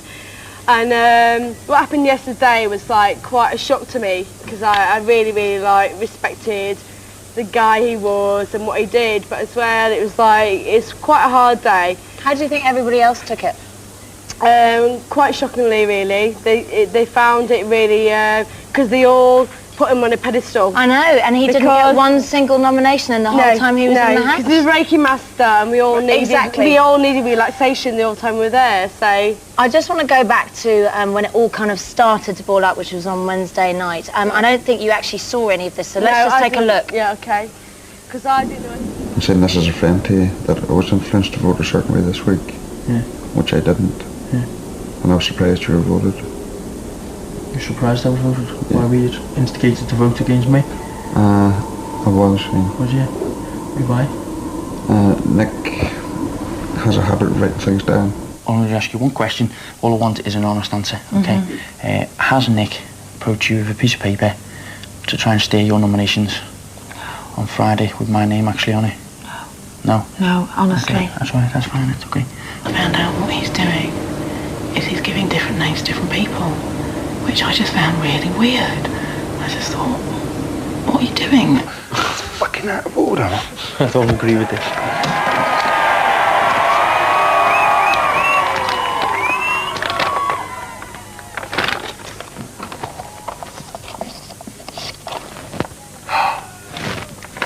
say? Caroline and Nikki. Oh, no. Craig and Mel. Fucking hell. Oh, don't go out there. Say a minute. Fucking hell. Craig and Mel. Darren was very upset, wasn't he? He He was one of the most upset. Was. Darren and Craig were the two people that were really, really, really distraught by it. But then, like, the next day when I found out about it, what really got on my nerves is the fact that it's been going on for about 3 weeks. Right, and you didn't know. And I didn't know it was going on. Did you have any inkling that he was... No idea at all. At all? No. He was an And amazing what actor. gutted me is that it's been showing names for like about 3 weeks, and like 2 of my best friends in the house have been nominated. And like I was thinking, well, how would they think? How would they feel to after that? realise the fact that like someone's name's going around the group. Well, It really, really hurt me. It just hurt me in that way, but not for myself, but the fact that what's going on in the past. Because that was really, really like about me Keggy and Caroline. Sarah. Yeah. I just want to also say that you know, your family were very kind of chuffed that you stood up to him a little bit. You know, when that whole confrontation happened, you really sort of said it out loud. Yeah, too right. Let's take a quick look at that confrontation. What did I do? Why should me and Craig walk out that bloody door and you stay here? I don't think we should go. I think you should go.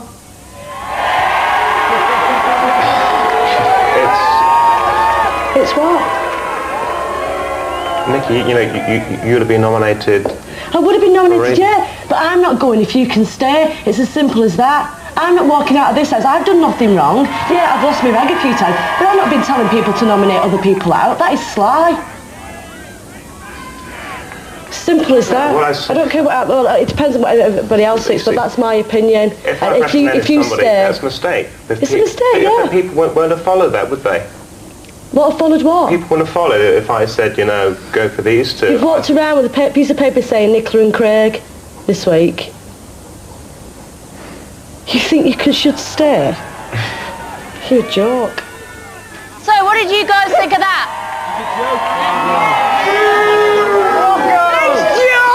Because you stood up for yourself, and that's what I think people admired. You know, that it wasn't so much that you were confronting Nick. It was like gone through nominations in the past. Caroline, Andrew, and Sada, and like he was so close to Andrew. The fact is, he was so two-faced with Andrew. He spent a lot of time with Andrew, but with like Caroline's, it's going to be fine. Didn't he? And he asked you guys to go and live with him. Yeah. He's So you going to won't be be doing our new that? landlord. Yeah. You're not going to be doing that. No, not at all. No. Now he used when he had the second meeting that morning, because he didn't really say much in the first one, but he came back to say the second one, and he came back to make an apology and to give an excuse. And his excuse was that he'd been to public school, that he'd come from a large family, and that his job. How did you feel about that? I thought it's completely hilarious. He'd like been brought up in a large family with like sisters who like pampered him. And then he went to boarding school. Oh my God, how like heroin. And then next minute he's like, he spent all his money in this like education, and they had like a 30-40 grand pound a year job that oh my Nicola, God, it must be quite can I just stressful. ask you something though? I mean, like lay back again. But you are saying all of this, but at the same time, a day before, you did genuinely think he was one of your great mates. So it must be hurtful. I'm upset. But the other thing to point out is that was there ever a point, because I think that the whole British nation did feel pity actually for Nick for what he was going through a little bit, you know, when it all happened. Of course we all did. He has had his comeuppance. Did you at any point feel sorry for him? Then the day we all did, but then the day there's people out there who have a shit life. I'm sorry to swear, a poo life, whatever. Like, I think poo is nearly as bad. Poo's good, but I mean, in the day, people go out there and they have to struggle to make like whatever's going on in their lives. Then the day, it's explanation of like, oh right, what I had to do is I had to make sure I was going to be in the last 3 by showing names to the rest of the group. You didn't feel that was fair. I'm sorry, but everyone has had a bad life. Everyone suffers. Well, and in the day, to make him like sit there and say, I have been through private education. Nicola, I've been. We've covered that a little bit. Let's just quickly take a look now, because the mood definitely changed when everybody had to say goodbye to him. So let's just take a quick look at that. Yeah, it's really sad. I should be leaving the house in about 15 minutes time at 5 o'clock. I've broken a rule about speaking about nominations, and therefore I should have to face the consequences of that. I'm truly sorry, but I wish all of you the very best in the future. I've made a mistake. I have to live by that mistake, and again, I'm very sorry for all of you. It's made a nice day horrible. Good luck. Look up yourself, yeah? Look up yourself first. Best of luck, mate. Right. Take care of yourself, that's it. Come on. I need to damn this now.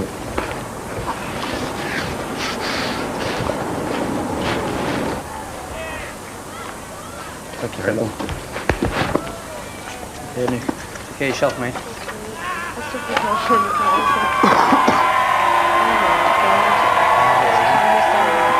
So Nicola, how did you feel about him then? Because that was actually quite moving. It was horrible. It was horrible because none of us in the house, we all find being in the house is such like it's like a traumatizing situation to be there anyway. To actually be thrown out by the back door was like, this is really significant. And then like the Evans opened. Were you worried like, about him? Yeah, of course I was. It's like a human being. Like the rest, it doesn't matter what goes on in people's lives. Things happen for a reason. He did that for a reason. Maybe because he's been under pressure from like being in boarding school. So from, you like, can other, you know, of course, understand him a little bit. Would you get in touch with him now? Yeah, of course. Would I will. you? Yeah, of course I will. Okay. I now, have no problem. He's not committed a crime. He has like broken rules from Big Brother. He's not committed. Well, I think you're like a very big-hearted girl. No, he's not committed a crime, and that's what I said to him. So listen, like you've not like killed anybody. You've not done any harm to anybody. All you've done is like broken a rule. Yeah, that's it, really. Now, I want to go back in time, because I would imagine that over the last week you would have quite liked to have had Kaggy in the house with you, am I right? Love it, yeah. Is she around? She's here. Come on, Kaggy! Look at Kaggy!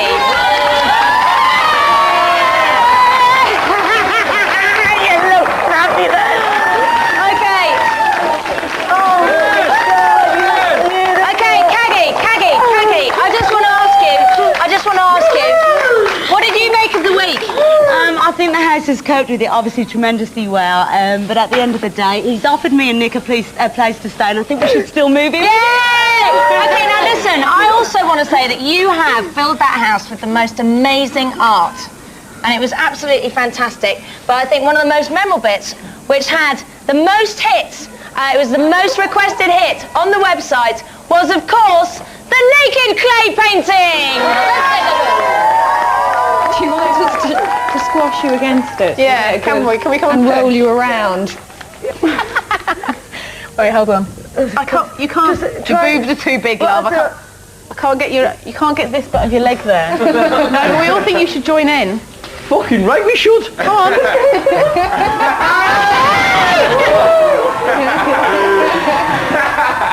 Leave me socks on them, see? You got to take everything off though.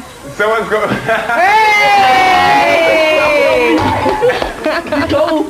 Lads, stay where you are. No one move. Just relax. Whose idea was this? Who do you think? Come on.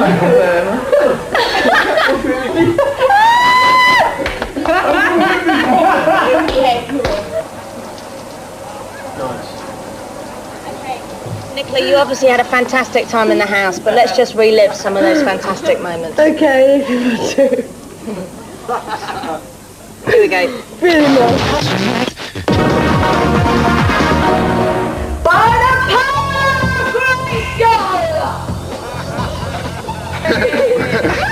Got beer, cider and chocolate.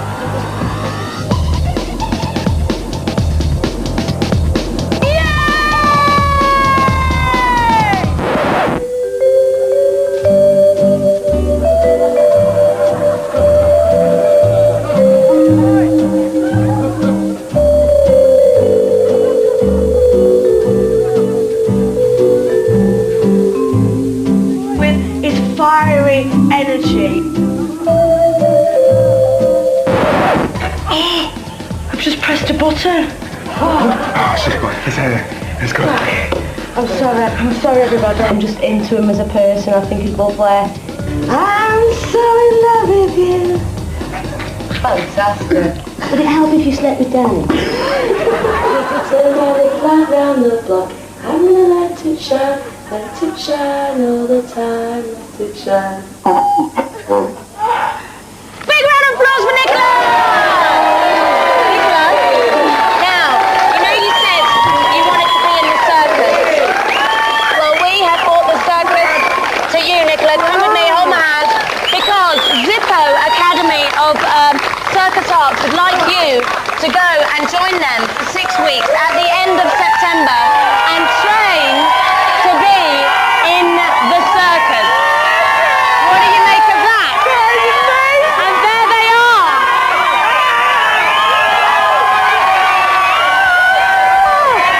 That is so fantastic. What do you reckon? Okay. What a week it's been. Chicken diarrhea, 2 evictions, and even the circus are here. This time next week, our housemates will have been in the house for 6 weeks. Dance, Nicola, dance. She's gone. And soon Nick's replacement will join the group. How will the house cope with the new arrival? And will they be a housemate that the group can really trust? Big Brother will be watching, but then we won't. Good night.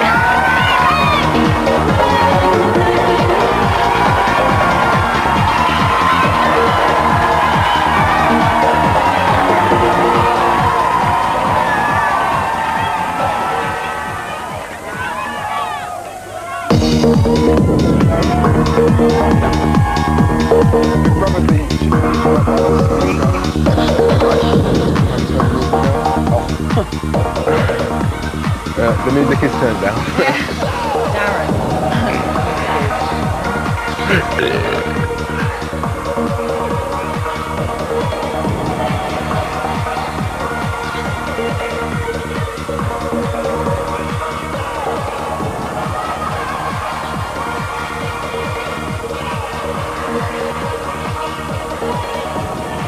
Mice and 3 people sitting here after the 4th person walks out. Oh, no.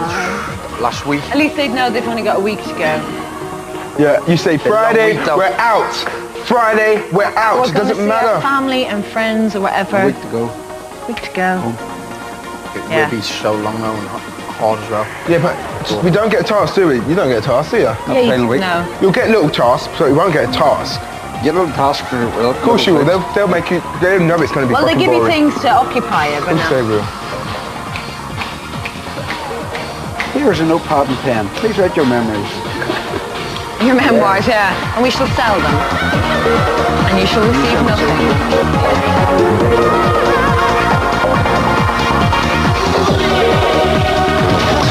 Beer, cider, and chocolate.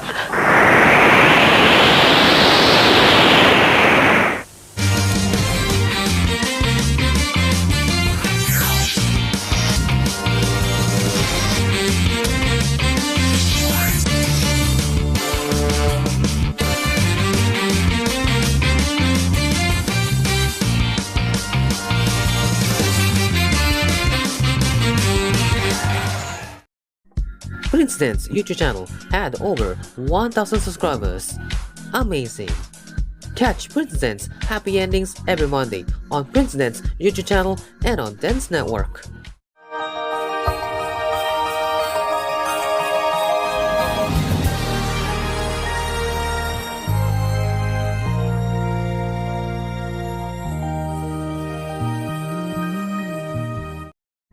Hi! Princeton's here. Catch Princeton's Happy Endings every Monday on Princeton's YouTube channel and on DenSS Network. See ya!